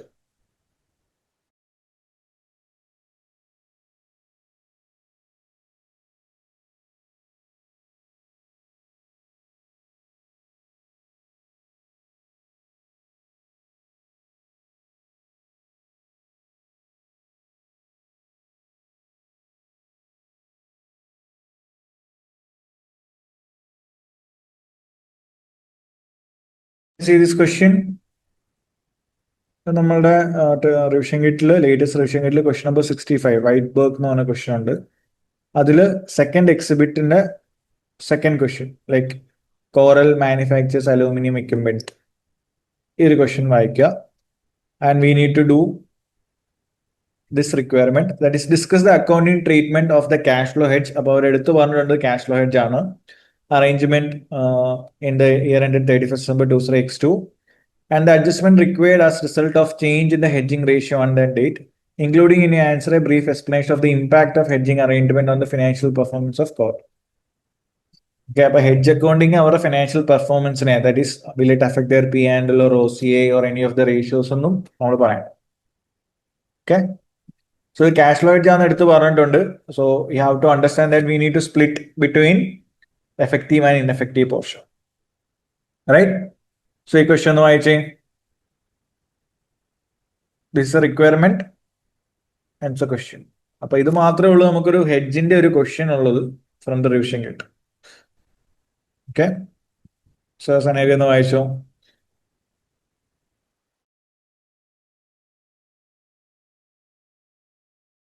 Done? ആ ക്വസ്റ്റ്യൻ വായിച്ചോ? യെസ്. സോ ഇവിടെ എന്താ, as we discussed cash flow hedge ആണ്. ഓൾറെഡി ഇത് ഒരു പറഞ്ഞിട്ടുമുണ്ട്. And from the scenario you can understand that they are planning to purchase 2500 tons of aluminum in 4 months time. അപ്പോൾ അതിന് ഇക്വലന്റ് ആയിട്ട് അവർ 2500 tons ഓഫ് ഫ്യൂച്ചർ കോൺട്രാക്ട് ഇറങ്ങി. എന്തിന്റെ? ബോക്സൈറ്റ്. അപ്പോൾ എന്തുകൊണ്ടായിരിക്കും ബോക്സൈറ്റിന്റെ ഒരു കോൺട്രാക്ട് ഫ്യൂച്ചർ കോൺട്രാക്റ്റിൽ അവർ എൻ്റർ ചെയ്തിട്ടുണ്ടാവുക? Because that is one of the main component of aluminium. മനസ്സിലായി? അപ്പോൾ always there should be a relationship between hedge item and hedge instrument. ഇപ്പോൾ ഫോർ എക്സാമ്പിൾ ഞാൻ മുമ്പേ പറഞ്ഞ പോലെ ഞാൻ ഒരു ക്രിക്കറ്റ് മാച്ചിനെയാണ് ഹെഡ്ജ് ചെയ്യുന്നത് നോക്കുന്നതെങ്കിൽ I should enter into a third party with respect to a cricket match itself, അല്ലേ? So there should be a relationship between hedge item and hedge instrument. അപ്പൊ ഇവിടെ അത് പറയുന്നുണ്ട്, അവരൊരു ഹെഡ്ജ് ഇൻസ്ട്രുമെന്റ് എന്ന് പറയുന്നത് അവർക്കൊരു അലൂമിനിയം വാങ്ങണം, 2500 tons ഓഫ് അലൂമിനിയം വാങ്ങണം. അതിന്റെ സെയിം നമ്പർ ഓഫ് കോൺട്രാക്ട്സിലേക്ക് അവർ ഫ്യൂച്ചർ കോൺട്രാക്ട്സ് ഓഫ് ബോക്സൈറ്റ് അവർ എൻ്റർ ചെയ്തിട്ടുണ്ട്. അത് through they are expecting effectiveness. പക്ഷേ എഫക്റ്റീവ്നെസ് ഇവിടെ കുറച്ച് കുറഞ്ഞു പോയി, അല്ലേ? By 31st December 2002 the loss in respect of the future cash flow amounted to 52,000.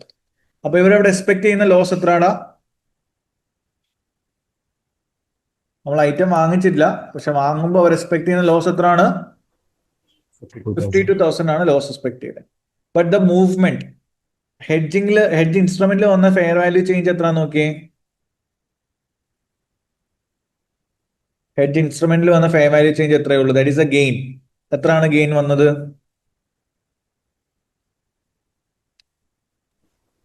42,000.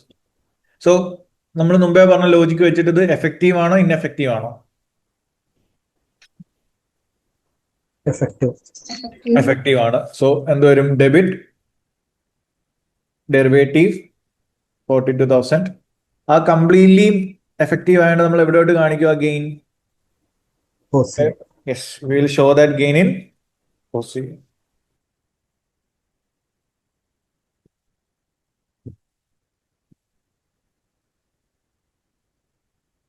So ഇത് കംപ്ലീറ്റ്ലി എഫക്റ്റീവ് ആക്കാൻ അവർ എന്ത് ചെയ്തു എന്നാ പറഞ്ഞേ. സോ ഇതാണ് നമ്മുടെ അക്കൗണ്ടിങ് എൻട്രി. സോ ഈ പാർട്ട് ക്ലിയർ ആണല്ലോ? ഇത്രേ ഉള്ളൂ. ഇത്ര നിങ്ങൾ എക്സ്പ്ലെയിൻ ചെയ്താൽ മതി ആൻസറിൽ. അപ്പൊ ആൻസർ നിങ്ങൾ എക്സ്പ്ലെയിൻ ചെയ്യുക according to cash flow hedge. നമ്മളിപ്പോ കണ്ട ടെക്സ്റ്റ് ബുക്കിലെ ആ കണ്ടന്റ് പറയുക. That is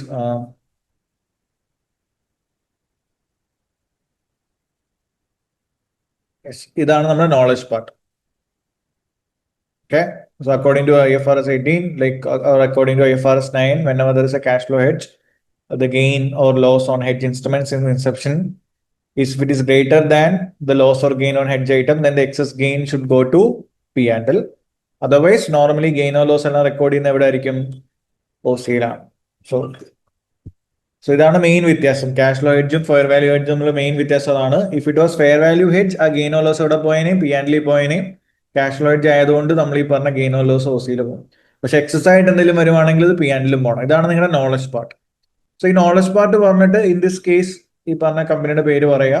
so we have to record there is excess the completely the movement was effective. അങ്ങനെയാണെങ്കിൽ നമുക്ക് ഈ 42,000 ഇവിടെ കാണിക്കാം, OC-യിലേക്ക് കാണിക്കാം.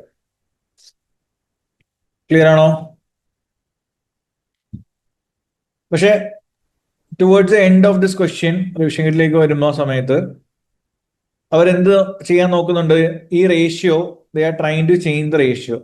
എന്തിനായിരിക്കും അവർ റേഷ്യോ ചേഞ്ച് ചെയ്യുന്നത്? ഇപ്പൊ 2,500 ടൺസ് ഓഫ് അലൂമിനിയത്തിന് 2,500 ഫ്യൂച്ചർ കോൺട്രാക്റ്റിലാണ് അവർ എൻ്റർ ചെയ്തേക്കുന്നത്. So the ratio is 1:1. പക്ഷെ ഹെഡ്ജ് കംപ്ലീറ്റ്ലി എഫക്റ്റീവ് ആയോ? ഹെഡ്ജ് കംപ്ലീറ്റ്ലി എഫക്റ്റീവ് ആയോ എന്ന് വെച്ചാൽ നമുക്ക് 52,000 ലോസ് വന്നപ്പോൾ ആ ലോസിനെ കംപ്ലീറ്റ്ലി സെറ്റ് ഓഫ് ആക്കാൻ പറ്റിയോ? ഇല്ല. അപ്പൊ അത് സെറ്റ് ഓഫ് ആക്കാൻ വേണ്ടിയിട്ട് now they are analysing like the hedge ratio more appropriate എന്ന് പറയുന്നത് എന്തായിരിക്കും? 1:1.2 ആണ്. ഫോർ എക്സാമ്പിൾ 1.2 എന്ന് പറഞ്ഞപ്പോൾ 2,500 ടൺസ് ഓഫ് അലൂമിനിയം ആണ് നിങ്ങൾ ഹെഡ്ജ് ചെയ്യണമെങ്കിൽ ഫ്യൂച്ചർ കോൺട്രാക്ട് നിങ്ങൾ ചിലപ്പോൾ ഒരു 3,000 എടുക്കേണ്ടി വരും. എങ്കിലേ ആ റേഷ്യോ എന്താവത്തുള്ളൂ? കംപ്ലീറ്റ്ലി എഫക്റ്റീവ് ആവത്തുള്ളൂ. മനസ്സിലാവുന്നുണ്ടോ? Yes, sir. ഓക്കെ. അപ്പൊ അതുകൊണ്ടുണ്ടാവുന്ന ഇമ്പാക്ട് എന്താണെന്ന് ചോദിച്ചത് P&L. We can say that since currently everything is shown in OCI, directly നമ്മുടെ പ്രോഫിറ്റബിലിറ്റിനെ ഒന്നും ഈ പറഞ്ഞ ഹെഡ്ജിങ് എന്ത് ചെയ്യത്തില്ല, എഫക്ട് ചെയ്യത്തില്ല. അപ്പൊ ഹെഡ്ജ് അക്കൗണ്ടിങ് ചെയ്യുന്നത് കൊണ്ട്, എസ്പെഷ്യലി ക്യാഷ് ഫ്ലോ ഹെഡ്ജിങ് ചെയ്യുന്നത് കൊണ്ട് കമ്പനിക്ക് പറയാൻ പറ്റുന്നത് എപ്പോഴും അങ്ങനെ ഒരു ക്വസ്റ്റ്യൻ ചോദിക്കുവാണെങ്കിൽ how it will impact the financial performance എന്നൊക്കെ ചോദിക്കുവാണെങ്കിൽ പറയാം ഹെഡ്ജ് അക്കൗണ്ടിങ് ചെയ്യുന്നതുകൊണ്ട് അഡീഷണൽ ഫിനാൻഷ്യൽ പെർഫോമൻസിനെ ഒന്നും എഫക്ട് ചെയ്യാൻ പറ്റത്തില്ല unless if there is an excess gain. Okay. പക്ഷെ അല്ലെങ്കിൽ always the gains are shown under OCI. അപ്പോൾ OCI ഒരിക്കലും റേഷ്യോസ് ഒന്നും കാൽക്കുലേറ്റ് ചെയ്യുന്ന സമയത്ത് അങ്ങനെ എടുക്കുന്ന ഒരു ഐറ്റം അല്ല OCI item. So we can say that directly ഈ പറയുന്ന change in ratio is not going to affect the profitability of the company എന്ന് പറയാം. That's only comment we have to produce with respect to that performance. Okay. അപ്പോൾ ഇങ്ങനെ ഒരു 6 to 8 മാർക്സിന് maximum ഒരു question വരുവാണെങ്കിലും they will ask something very minimal. അത് എഴുതാനുള്ളൊരു നോളജ് നിങ്ങൾക്ക് ഉണ്ടായിരിക്കണം. ക്ലിയർ ആണോ? ഈ എൻട്രി ആണെങ്കിലും അതേപോലെ നിങ്ങളിപ്പം പറഞ്ഞ explanation about the ratio, sorry gain 40,000 ഉള്ളായിരുന്നേ. Gain was only 40,000. ഇപ്പൊ റേഷ്യോ മാറുമ്പോൾ ഇമ്പാക്ട്, എന്തിനാണ് റേഷ്യോ മാറ്റിയത്, ഈ പറഞ്ഞ കാര്യങ്ങൾ ക്ലിയർ ആണോ മക്കളെ?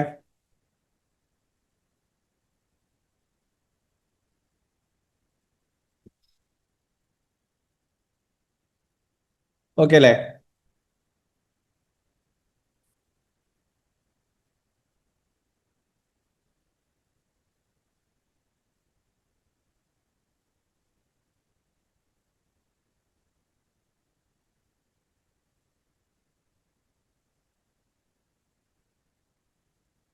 ജസ്റ്റ് അതിന്റെ ആൻസർ പാർട്ട് ഒന്ന് വായിച്ചു നോക്കോ. So how they are explaining it എന്നുള്ളത്,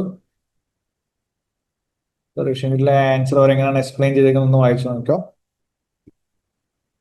We don't have the time to write it, but just on the go through it. A knowledge part, in the application, and finally they have explained the impact on performance as well. So just try and answer part on the why.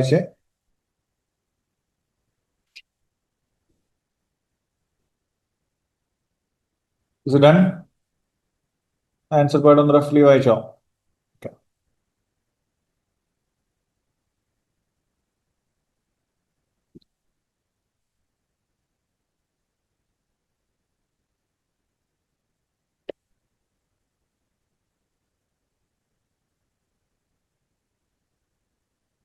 Okay. അപ്പോൾ ഈ രണ്ട് ഇപ്പൊ ഞാൻ just ഒന്ന് can you see the Excel here?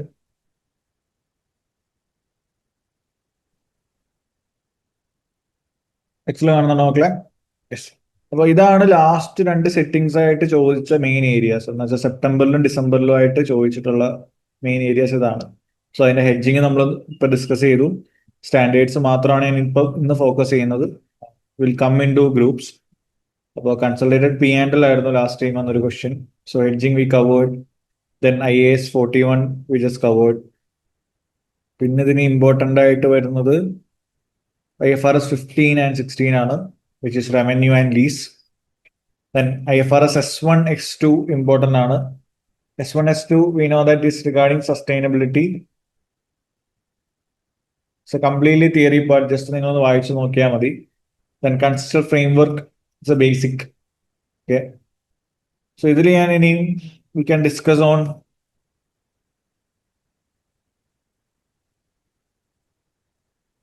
this two standard IAS 23 അതേപോലെ തന്നെ IFRS 15 and 16 നമുക്കൊന്ന് reverse ചെയ്ത് പോകാം. Okay, you can just take screenshot of this areas. ഇതാണ് മോസ്റ്റ്ലി ഇൻക്ലൂഡിങ് IAS 41 ഉണ്ട്.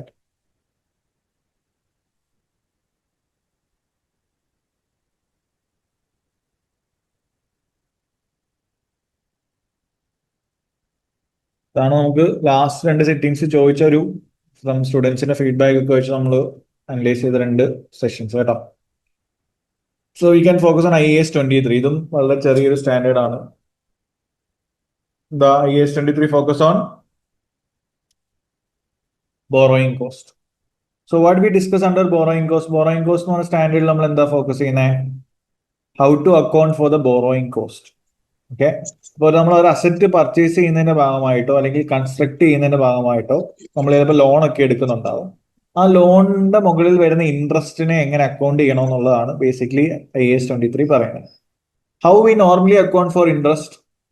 അങ്ങനെ നമ്മൾ നോർമലി ഇൻട്രസ്റ്റിനെ അക്കൗണ്ട് ചെയ്യുന്നത്, നിങ്ങൾ ലോൺ എടുക്കുവാണെങ്കിൽ വരുന്ന ഇൻട്രസ്റ്റിനെ ഒരു അക്കൗണ്ടന്റ് എങ്ങനെ അക്കൗണ്ട് ചെയ്യുന്നത്? ആസ് ആൻ എക്സ്പെൻസ് അല്ലെ? യെസ്. ബട്ട് IAS 23 പറയുന്നത് if you are acquiring any asset or constructing any asset which is a qualifying asset. Qualifying asset means it takes a substantial time of period to complete is construction. അപ്പൊ അത്രയും നാളും നമ്മൾ ബുക്സിൽ P&L expense recognise ചെയ്തുകൊണ്ടിരുന്നു കഴിഞ്ഞാൽ profitability ഭയങ്കരമായിട്ട് താഴെ പോകും. Okay, അപ്പോൾ ഒരു അസറ്റിനെ കൺസ്ട്രക്ഷന്റെ സമയത്ത് നിങ്ങൾ ലോൺ എടുക്കുന്നു, ആ ലോണിന്റെ മുകളിൽ കൊടുക്കുന്ന ഇൻട്രസ്റ്റിനെ instead of showing in the P&L എന്ത് ചെയ്യാനാണ് IAS 23 പറഞ്ഞേക്കുന്നത്? Capitalize. Yes, there is no option. You have to capitalize it under asset. അസറ്റിന്റെ വാല്യൂലേക്ക് നിങ്ങൾ എന്ത് ചെയ്യുക? ആ ക്വാളിഫയിങ് അസറ്റിന്റെ വാല്യൂലേക്ക് നിങ്ങൾക്ക് ഈ ഇൻട്രസ്റ്റിനെ ക്യാപിറ്റലൈസ് ചെയ്യാനാണ് IAS 23 പറയുന്നത്. So the simple concept is, എന്തിനുകൊണ്ടാണ് ഇങ്ങനെ ക്യാപിറ്റലൈസ് ചെയ്യുന്നത് ചോദിച്ചു കഴിഞ്ഞാൽ, otherwise during the time of construction അസറ്റിൽ നമുക്ക് ഒരു ബെനിഫിറ്റും കിട്ടുന്നില്ല. പക്ഷെ സെയിം ടൈമിൽ എന്ത് വരുന്നുണ്ട്? ബുക്സിൽ ഒരു എക്സ്പെൻസും വരുന്നുണ്ട്. That will affect the performance of our company. അപ്പോൾ അതിന് അഗെയിൻസ്റ്റ് ആയിട്ട് കുറെ ആൾക്കാർ വന്നപ്പോഴാണ് IAS 23 വന്നതും. IAS 23 made it compulsory that earlier it was an option, now it is a compulsory situation where അതൊരു ക്വാളിഫയിങ് അസറ്റ് ആണ്. If it is a borrowing cost incurred with respect to a qualifying asset construction or acquisition, then we have to capitalize it to the value of our asset. ഇതാണ് IAS 23 പറയുന്നത്. If it is not a qualifying asset or if the construction is complete, the asset is ready for use, അങ്ങനെയൊക്കെ ആണെങ്കിൽ പിന്നെ വരുന്ന interest ഒക്കെ നമ്മൾ എവിടെ കാണിക്കാം? We can show it in the expense side. Okay. So now with respect to IAS 23, അപ്പോൾ definition പറയുന്ന ഇതാണ്. എന്താണ് ബോറോയിങ് കോസ്റ്റ് എന്നും ബോറോയിങ് കോസ്റ്റിന്റെ മെയിൻ ഒബ്ജക്റ്റീവ് എന്താണെന്നും IAS 23ന്റെ. Apart from that, when we should start capitalizing എന്നുള്ളതൊന്ന് അറിഞ്ഞിരിക്കുക.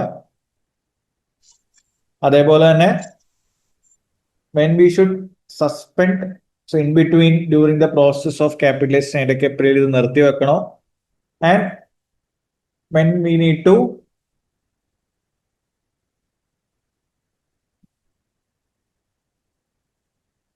cease, ആ പ്രോസസ്സ് നമ്മൾ സ്റ്റോപ്പ് ചെയ്യേണ്ട എപ്പോഴാണ്. ഈ 3 കാര്യങ്ങളാണ് നമുക്കറിയേണ്ടത്.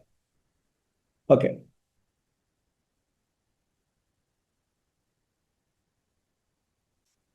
സോ എപ്പോഴും നമ്മൾ സ്റ്റാർട്ട് ചെയ്യണ്ടേ, when we should start capitalizing, എപ്പോഴാണ് നമ്മൾ ക്യാപിറ്റലൈസേഷന്റെ പ്രോസസ് സ്റ്റാർട്ട് ചെയ്യുന്നത്? കൺസ്ട്രക്ഷൻ സ്റ്റാർട്ട് ചെയ്യണം, ബോറോയിങ് കോസ്റ്റ് ഇൻകർ ആവണം.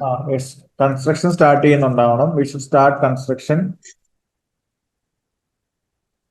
അതിന്റെ ലീഗൽ പെർമിഷനും കാര്യങ്ങളൊക്കെ നമ്മൾ എടുത്തിട്ടുണ്ടാവണം. Okay, then we should start incurring the borrowing cost or അത് റിലേറ്റഡ് ആയിട്ടുള്ള പർച്ചേസോ കാര്യങ്ങളൊക്കെ നിങ്ങൾ ചെയ്തിട്ടുണ്ടാവും ബേസിക്കലി. അപ്പൊ ഇതെല്ലാം ഈ പറഞ്ഞ എല്ലാ ക്രൈറ്റീരിയയും മീറ്റ് ചെയ്തതിന് ശേഷമേ നമുക്ക് ബോറോയിങ് കോസ്റ്റ് ക്യാപിറ്റലൈസ് ചെയ്യാൻ തുടങ്ങാൻ പറ്റും. ഫോർ എക്സാമ്പിൾ, നിങ്ങളിപ്പോൾ ലോൺ ജാനുവരിയിൽ എടുത്തു, പക്ഷേ ബാക്കി വർക്കും കാര്യങ്ങളൊക്കെ സ്റ്റാർട്ട് ചെയ്ത് മാർച്ചിലാണെങ്കിൽ only from March you have to start capitalization.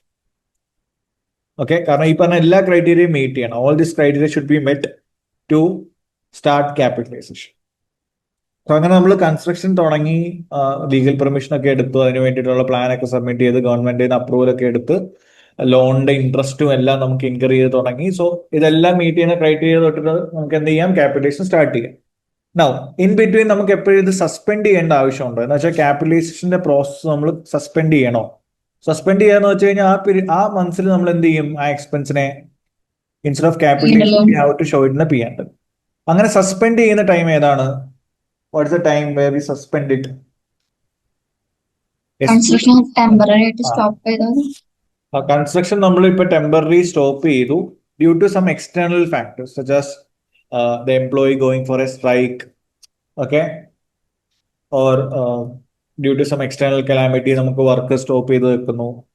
അങ്ങനെ നമ്മുടെ വർക്കിന്റെ പ്രോസസ്സിൽ ഒരു തടസ്സം വരുവാണെങ്കിൽ, ഒരു സസ്പെൻഷൻ വരുവാണെങ്കിൽ, at the same time we have to suspend the process of capitalization as well.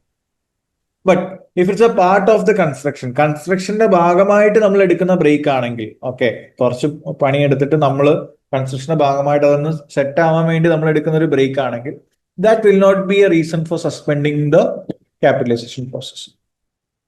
അവിടെ നമ്മൾക്ക് ക്യാപിറ്റലൈസേഷൻ എന്ത് ചെയ്യേണ്ട, സസ്പെൻഡ് ചെയ്യേണ്ട ആവശ്യമില്ല. Now when we need to cease it completely, നമ്മൾ ഈ പ്രോസസ് എപ്പോഴാണ് സ്റ്റോപ്പ് ചെയ്യുന്നത്? എപ്പോഴാണ് സ്റ്റോപ്പ് ചെയ്യുന്നത്? Simple one, the asset should be ready for use. Okay, the asset should be ready for use or sell. ആ point നമുക്ക് എന്ത് ചെയ്യാം, ക്യാപിറ്റലൈസേഷൻ പ്രോസസ് സ്റ്റോപ്പ് ചെയ്യും. And the asset is ready for use or sell.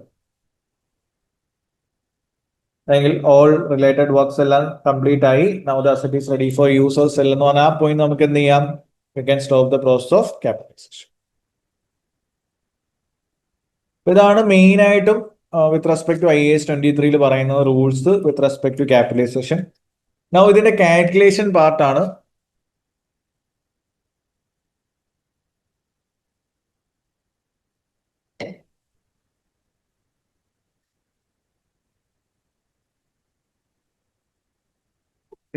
കാൽക്കുലേഷനിലേക്ക് വരുമ്പോൾ നിങ്ങൾ ഓർത്തിരിക്കുക, there are 2 type of situation when it comes to borrowing cost. ചിലപ്പോൾ നമ്മൾ സിംഗിൾ ലോൺ എക്സ്ക്ലൂസീവ്ലി ഇതിനു വേണ്ടി എടുക്കുന്നുണ്ടാവും with respect to this construction. അല്ലെങ്കിൽ ചിലപ്പോൾ നമ്മളൊരു ഗ്രൂപ്പ്,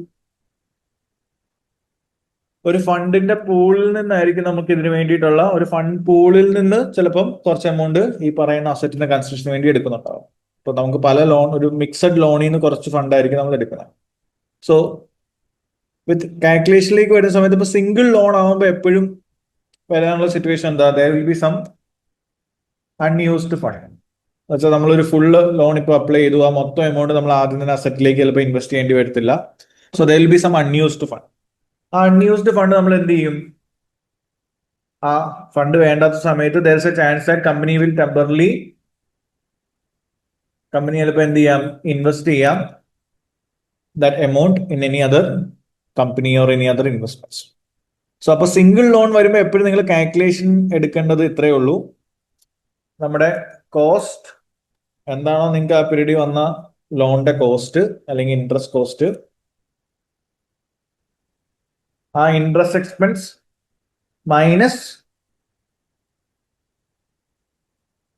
റിട്ടേൺസ് ഫ്രം ഇൻവെസ്റ്റ്മെന്റ് എന്താണോ, ആ നെറ്റ് എക്സ്പെൻസിനെ ആയിരിക്കും നിങ്ങൾ എന്ത് ചെയ്യുന്നുണ്ടാവുക,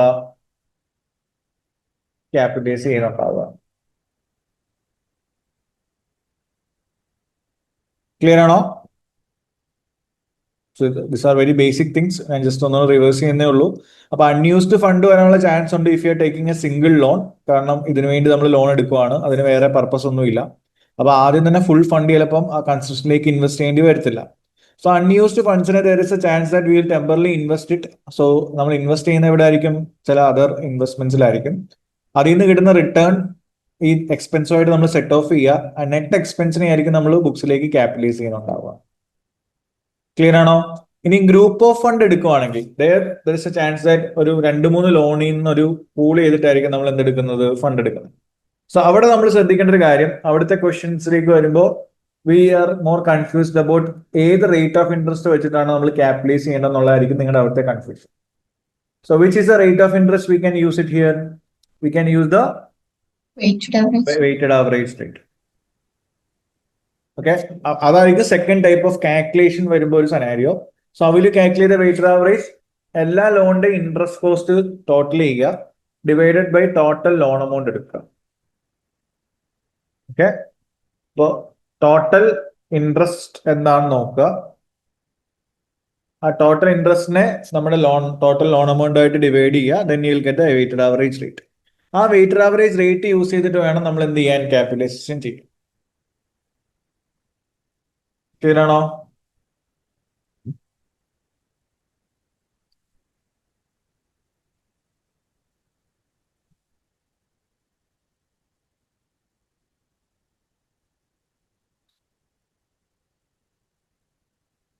Can you reply in the chat?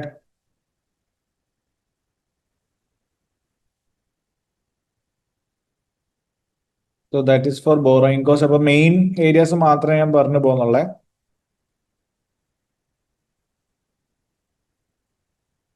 The next standard we have to focus is SBP, SAR, share based payment, share appreciation rights, അതേപോലെ equity സെറ്റിൽ നമുക്ക് നോക്കാം. So SBP, share based payment. So share based payment ഏത് standard ആണ്? Is coming under IFRS 2. So IFRS 2 share based payment നമുക്ക് 2 category ഉണ്ട്. ഏതൊക്കെയാണ്? Equity സെറ്റിൽഡും ഉണ്ട്, cash സെറ്റിൽഡും ഉണ്ട്. Okay, so what is equity settled? ഇപ്പൊ നമ്മൾ ഷെയർ ഓപ്ഷൻസ് അല്ലെങ്കിൽ ESOPs അല്ലെങ്കിൽ നിങ്ങളുടെ എംപ്ലോയീസ് നമ്മൾ ഷെയർ ഓപ്ഷൻസ് ഒക്കെയാണ് കൊടുക്കുന്നതെങ്കിൽ then that will be considered as equity settled. So where the settlement will happen in the form of issuing shares. ആണല്ലോ, future നമുക്ക് share issue ചെയ്യാൻ അല്ലെങ്കിൽ ഷെയർ വാങ്ങാനുള്ള ഓപ്ഷൻ നമ്മൾ എംപ്ലോയീസിന് കൊടുക്കും. When it comes to cash settle, cash settleന്റെ example ആണ് ഈ SAR എന്ന് പറഞ്ഞത്. It is share appreciation rates. There instead of paying them in shares, will pay them in cash. എന്താണോ ഷെയറിന്റെ വാല്യൂവിൽ വന്ന ഇൻക്രിമെന്റൽ വാല്യൂ, ആ ഇൻക്രീസ് എന്താണോ ആ ഇൻട്രിൻസിക് എമൗണ്ട് ആയിരിക്കും നമ്മൾ പേ ചെയ്യുന്നത് ഇൻ ഫോം ഓഫ് ക്യാഷ്. പക്ഷെ that amount that we pay will be with respect to the intrinsic value of our share. ഇപ്പൊ രണ്ടിടത്തും ഇത് ഷെയർ ബേസ്ഡ് പേയ്മെന്റ് ആണ്. പക്ഷെ in case of equity settlement will be happening in the form of shares and cash settlement will be happening in the form of cash. അപ്പൊ അതിന്റെ basic accounting entry എന്താണ് രണ്ടിടത്തും? If it is to എംപ്ലോയീസിനാണ് നമ്മൾ കൊടുക്കുന്നതെങ്കിൽ anyway for the company it's an expense. So debit എക്സ്പെൻസിലേക്ക് പോകും. And with respect to equity സെറ്റിൽഡിൽ ക്രെഡിറ്റ് പോകുന്ന എങ്ങോട്ടായിരിക്കും? Since we are settling them in shares, credit will go to equity but not the score share capital, it will go to OCE. Okay, it's an option to convert to shares in future. ഇപ്പൊ credit പോകുന്നത് other companies of ഇക്വിറ്റിയിലേക്കായിരിക്കും. And when it comes to cash സെറ്റിലേക്ക് വരുമ്പോഴും ഇത് തന്നെയാണ്. So debit എക്സ്പെൻസിലേക്ക് പോകും. പകരം ക്രെഡിറ്റ് പോകുന്ന ഇക്വിറ്റിക്ക് പകരം ഇവിടെ പോകണം. Instead of equity it will go to liability because we have to pay them in cash. So every year end we have to remeasure the value of this liability. കാരണം ഇൻട്രസ്റ്റിക് value കൂടുന്നുണ്ടെങ്കിൽ ഷെയറിന്റെ value കൂടുന്നുണ്ടെങ്കിൽ അതനുസരിച്ച് നമ്മൾ പേ ചെയ്യുന്ന ക്യാഷും കൂടും. So the fair value remeasurement should happen at every reporting date. Clear ആണോ? ഇതാണ് basic entry with respect to share based payment. And there are two types of payment, which is equity settled and cash settled. Okay ആണോ? So ഇതിൽ തന്നെ share appreciation റൈറ്റ്സിന്റെ ഒരു question ആയിരുന്നു അവർ ചോദിച്ചത്. So will do a similar question from അവർ kit with respect to SIR. Yes. So one question we have from kit with respect to SIR. So question കാണുന്നുണ്ടോ? From our kit, question number 67, Margi. Can you see this question? Yes. Well, SIR ന്റെ example ആണ്. So here they are asked to account for this SIR and fair value remeasurement വരുന്നുണ്ട്. അപ്പോൾ അവിടെ IFRS 13 ആണോ apply ചെയ്യേണ്ടതെന്ന് ചോദിച്ചേക്കണം. So just go through this question. എനിക്ക് തോന്നുന്നു ക്ലാസ്സിൽ നമ്മൾ ഓൾറെഡി ചെയ്തതാണ് ഇത്. So those who are not attending the class, you can just go through the question anyway. We'll discuss it now. Question ഒന്ന് പെട്ടെന്ന് വായിച്ചേ. റിക്വയർമെന്റ് ഇത്രയേ ഉള്ളൂ. ഈ ഓരോ ട്രാൻസാക്ഷനും എങ്ങനെയാണ് അക്കൗണ്ട് ചെയ്യേണ്ടതെന്ന് പറയുക. So here we have got 3 different scenarios. ഇവിടെ IFRS 2 scenario ഒരെണ്ണേ ഉള്ളൂ. So we can focus on that.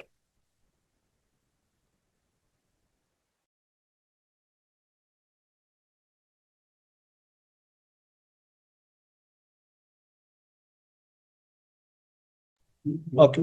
So in this particular question, you can see that നമുക്ക് ഷെയർ അപ്രീസിയേഷൻ റൈറ്റ്സ് ഇഷ്യൂ ചെയ്തിട്ടുണ്ട്. മാർഗി 500 ഷെയർ അപ്രീസിയേഷൻ റൈറ്റ്സ് ആണ് അവരുടെ 300 മാനേജേഴ്സിലേക്ക് issue ചെയ്തേക്കുന്നത്. And it is issued on 1st May 20X2. And എത്ര വർഷമാണ് vesting period എന്ന് നോക്കിയേ. Vesting period is from 1st May 20X2 to 30 April 20X4. So almost 2 years ആണ് നമ്മുടെ വെസ്റ്റിംഗ് പീരീഡ് അല്ലെ. So we need to know how will you account it during the vesting period and even after the vesting period. ഇപ്പൊ എപ്പോഴും share based പേയ്മെന്റ്സിൽ നിങ്ങൾ ഈ dates ഓർത്ത് വെക്കുക. So there is something known as grant date. That's a date on which we will offer the share appreciation rights or share options. Then ഇത് conditions meet ചെയ്യാൻ നമ്മളൊരു time period കൊടുക്കും. ഇതിനെ നമ്മൾ വെസ്റ്റിംഗ് പീരീഡ് എന്ന് പറയുന്നത്. And this conditions R known as vesting conditions. Okay. So and vesting conditions R of 2 types. എന്തൊക്കെയാണ് പറയാം? വെസ്റ്റിംഗ് കണ്ടീഷൻസ് തന്നെ 2 ടൈപ്പ് ഉണ്ട്. Do you remember? Yes, there is market-based vesting conditions and non-market-based vesting conditions. അപ്പോൾ anything related to share പ്രൈസിനെ base ചെയ്തിട്ടാണ് ഇവർ vesting conditions നിങ്ങൾക്ക് തരുന്നതെങ്കിൽ അതിനെ നമുക്ക് മാർക്കറ്റ് ബേസ്ഡ് എന്നും, anything that related to non market, that is company specific ആയിട്ട് ഇപ്പം ടാർഗറ്റ് ഇത്ര മീറ്റ് ചെയ്യണം, സെയിൽസ് ടാർഗറ്റ് ഇത്ര മീറ്റ് ചെയ്യണം, അല്ലെങ്കിൽ ഇത്ര വർഷം കമ്പനി നിൽക്കണം എന്നൊക്കെ പറഞ്ഞാൽ കമ്പനി സ്പെസിഫിക് ആയിട്ട് തരുന്ന വെസ്റ്റിംഗ് കണ്ടീഷൻസിനെയാണ് നമ്മൾ നോൺ മാർക്കറ്റ് വെസ്റ്റിംഗ് കണ്ടീഷൻസ് എന്ന് പറയുന്നത്. ഓക്കെ. സോ ഇവിടെ നമ്മൾ ഇത് എന്തുകൊണ്ടാണ് സ്പ്ലിറ്റ് ചെയ്യുന്നത് വെച്ച് കഴിഞ്ഞാൽ always remember with respect to equity settled. Equity സെറ്റിൽഡിൽ നമ്മൾ എന്ത് മാത്രമേ അഡ്ജസ്റ്റ് ചെയ്യത്തുള്ളൂ? Will only adjust for the non market vesting conditions. ഇത് ഈ ക്വസ്റ്റിനകത്ത് റെലവെന്റ് അല്ല, ഞാൻ ഇൻ ജനറൽ പറയുന്നതാണ്. But when it comes to cash settle വരുമ്പോൾ we have to adjust for both market based vesting conditions and non market based vesting conditions. അപ്പൊ ആ knowledge part ഒന്ന് ഓർത്തിരിക്കുക. ഓക്കെ. സോ ഇവിടെ ഈ കമ്പനിയിൽ അവരോട് 2 വർഷം നിൽക്കണമെന്നാണ് പറയുന്നത്. So is it a non market based vesting condition or market based vesting conditions? മാനേജേഴ്സിന് ഷെയർ ഓപ്ഷൻ റൈറ്റ്സ് കിട്ടണമെങ്കിൽ they have to stay in this company for 2 years. സോ ഇത് ഏത് കാറ്റഗറിയിൽ വരും ഈ വെസ്റ്റിംഗ് കണ്ടീഷൻസ്? മാർക്കറ്റിലാണോ നോൺ മാർക്കറ്റിലാണോ? It's coming under non-market. അപ്പോൾ cash settled ആണെങ്കിൽ I have mentioned here we have to adjust for both non-market and market-based. So market-based vesting conditions non-market നമ്മൾ adjust ചെയ്യണം. So here they are entering into the contract on 20X2. So X2-ൽ നിന്ന് X3-ലേക്ക് എത്തുന്ന ആ ഒരു വർഷം ഇനി നമുക്ക് എങ്ങനെ അക്കൗണ്ട് ചെയ്യണം നോക്കാം. So we need to calculate the expense. So how will you calculate the expense? Number of employees expect to vest വെച്ചിട്ട് വേണം into fair value at reporting date എടുക്കുക. കാരണം ഇത് ലയബിലിറ്റി ആയതുകൊണ്ട് നമ്മൾ ഷെയറിന്റെ fair value at every reporting date വേണം എടുക്കാൻ. So number of employees respective vest into fair value at reporting date into ഒരാൾക്ക് എത്ര SIR വെച്ചിട്ടാണ് കൊടുത്തത്. ഇതാണ് നമ്മുടെ കാൽക്കുലേഷന്റെ formula in case of SIR. So ഇവിടെ number of employees respective vest after 1 year എത്ര നോക്കി?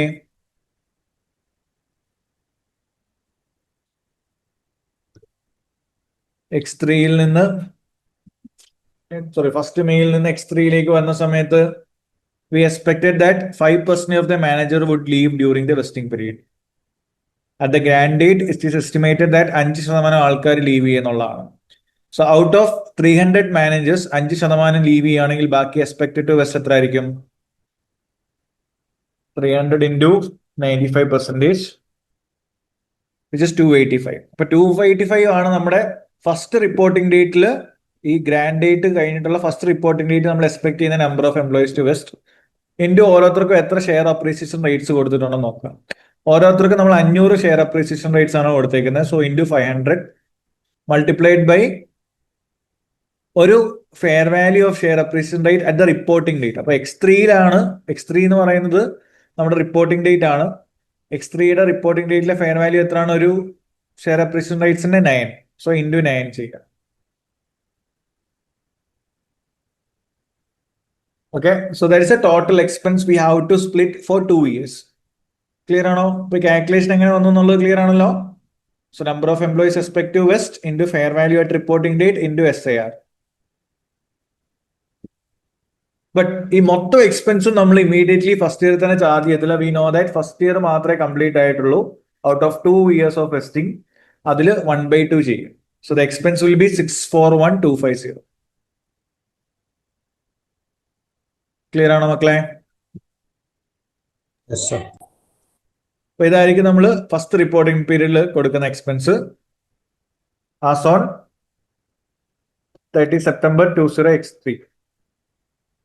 ഇനി X4ലേക്ക് വരുന്ന സമയത്ത്, സോറി സെപ്റ്റംബർ അല്ല ഏപ്രിൽ,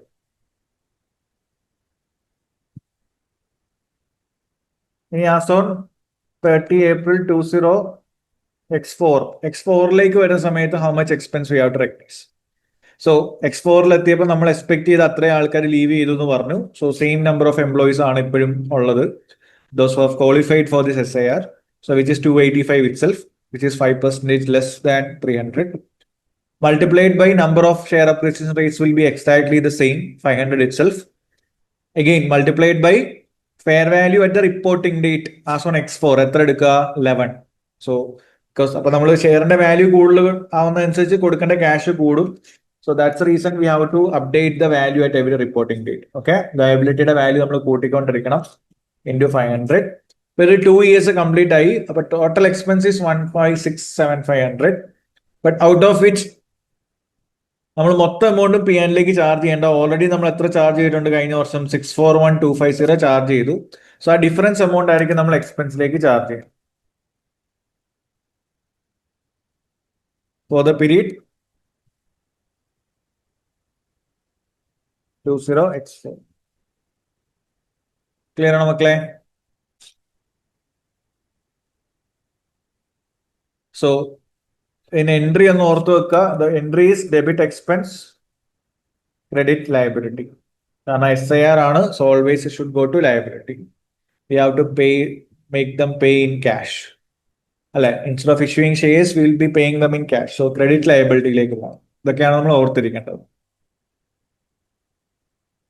ആൻഡ് ഓൾവേസ് റിമെമ്പർ, ഇതിന് സെറ്റിൽമെന്റ് വരുന്ന സമയത്ത്, സോ 2 വർഷം കഴിഞ്ഞു, നൗ ഒരു 1 yearന്റെയും കൂടെ അക്കൗണ്ടിങ് ട്രീറ്റ്മെന്റ് അവർ ചോദിച്ചിട്ടുണ്ട്. So as on 30 April 20 X5, 1 year കഴിഞ്ഞപ്പോൾ 60 മാനേജേഴ്സ് എന്ത് ചെയ്തിട്ടുണ്ട്? Out of 285, 60 managers exercise this option using the intrinsic value of the right which is 10.5. അപ്പൊ 10.5 ഇൻട്രിൻസിക് എമൗണ്ടിനാണ് അവർ ഇത് എക്സസൈസ് ചെയ്തേക്കുന്നത്. So we have paid them in cash. So അതിന്റെ accounting എൻട്രിയും അല്ലെങ്കിൽ അതിന്റെ അക്കൗണ്ടിങ് ട്രീറ്റ്മെന്റോട് ചോദിച്ചു. സോ X5ന്റെ ഓപ്പണിംഗ് നമുക്ക് നോക്കാം. X5ന്റെ April 20 X4 ടിൽ ഡേറ്റ് നമ്മൾ റെക്കോർഡ് ചെയ്ത ലയബിലിറ്റി എത്ര നോക്കിയ? ടോട്ടല് 156,700 ആണ്. അല്ലെ, വിച്ച് ഈസ് ഫോർ 285 മാനേജേഴ്സ്. നമ്മൾ എക്സ്പെക്ട് ചെയ്ത ലയബിലിറ്റി. അതിൽ ഡ്യൂറിങ് 20x5 എത്ര പേര് പോയി എന്ന് പറഞ്ഞു? 60 ആൾക്കാരെ സെറ്റിൽ ചെയ്തിട്ടുണ്ടെന്ന് പറഞ്ഞു. 60 ആൾക്കാരെ സെറ്റിൽ ചെയ്യുമ്പോൾ പേയ്മെന്റ് എങ്ങനെയാ വരുന്നേ? എത്ര വെച്ചിട്ടാ പറയാം? 500 into 10.5. 60 into 500 multiplied by 10.5 ആണ് ഇൻട്രിൻസിക് വാല്യൂ പറഞ്ഞത് അല്ലെ? 10.5 നമ്മൾ പേയ്മെന്റ് കൊടുക്കുന്നത്. സോ 31,500 നമ്മൾ സെറ്റിൽമെന്റ് ചെയ്തു. So this will increase your liability or decrease your liability? Decrease. Decrease the This will decrease your liability. Okay. So after settlement നമ്മൾ expect ചെയ്യുന്ന liability എന്താ നോക്കുക. So this is the liability expected after the settlement. Okay. But at the reporting date നമ്മൾ again ഈ പറഞ്ഞ liability റീമെഷർ ചെയ്യും. Because out of 285 60 ആൾക്കാരെ പോയിട്ടുള്ളൂ. ബാക്കി എത്ര ഉണ്ട്? 255 മാനേജേഴ്സ് ഇപ്പോഴും നമ്മുടെ കയ്യിലുണ്ട്. അവരുടെ ലയബിലിറ്റി നമ്മൾ റീമെഷർ ചെയ്യണം. How will you remeasure it? 225 into per head 500 ആയിരുന്നു നമ്മുടെ share appreciation rights into at that date reporting date ആയപ്പോഴത്തേക്ക് നമ്മുടെ വാല്യൂ ഓഫ് ഷെയർസ് ഇത്രയുടെ കൂടി 12 ആയി. So at that time I am going to remeasure my liability at 12. Okay. So എത്ര നോക്കിയേ? I expected 125 to 500 ആണ് നമ്മുടെ എക്സ്പെക്ടഡ് വാല്യൂ. 12,225,000. പക്ഷെ എന്താ പറ്റിയത്? നമ്മുടെ റിപ്പോർട്ടിംഗ് ഡേറ്റിലെ വാല്യൂ 13.5 ആയി. So there is an increase in liability. Remeasure ചെയ്യുമ്പോൾ that increase in liability should be recorded in P&L as an expense. So ഇതാണ് during the 20x5 accounting period, accounting treatment. So ഇതും നമ്മുടെ last ഒരു സെഷനിൽ ചോദിച്ചൊരു scenario ആയിരുന്നു, which is SAR, share base പേയ്മെന്റിന്റെ SAR scenario. ഇത് തന്നെ ഇക്വിറ്റി വരുവാണെങ്കിലുള്ള വ്യത്യാസം എന്തായിരിക്കും? Can you say what's the difference when it comes to equity settled? The only difference is instead of using fair value at reporting date, we have to use fair value at the grant date. ആ fair value നമ്മൾ update ചെയ്യേണ്ട ആവശ്യമില്ല. അതാണ് main change. And settlement will be happening in the form of issuing shares, not in form of cash. Clear ആണോ മക്കളെ? Yes, sir.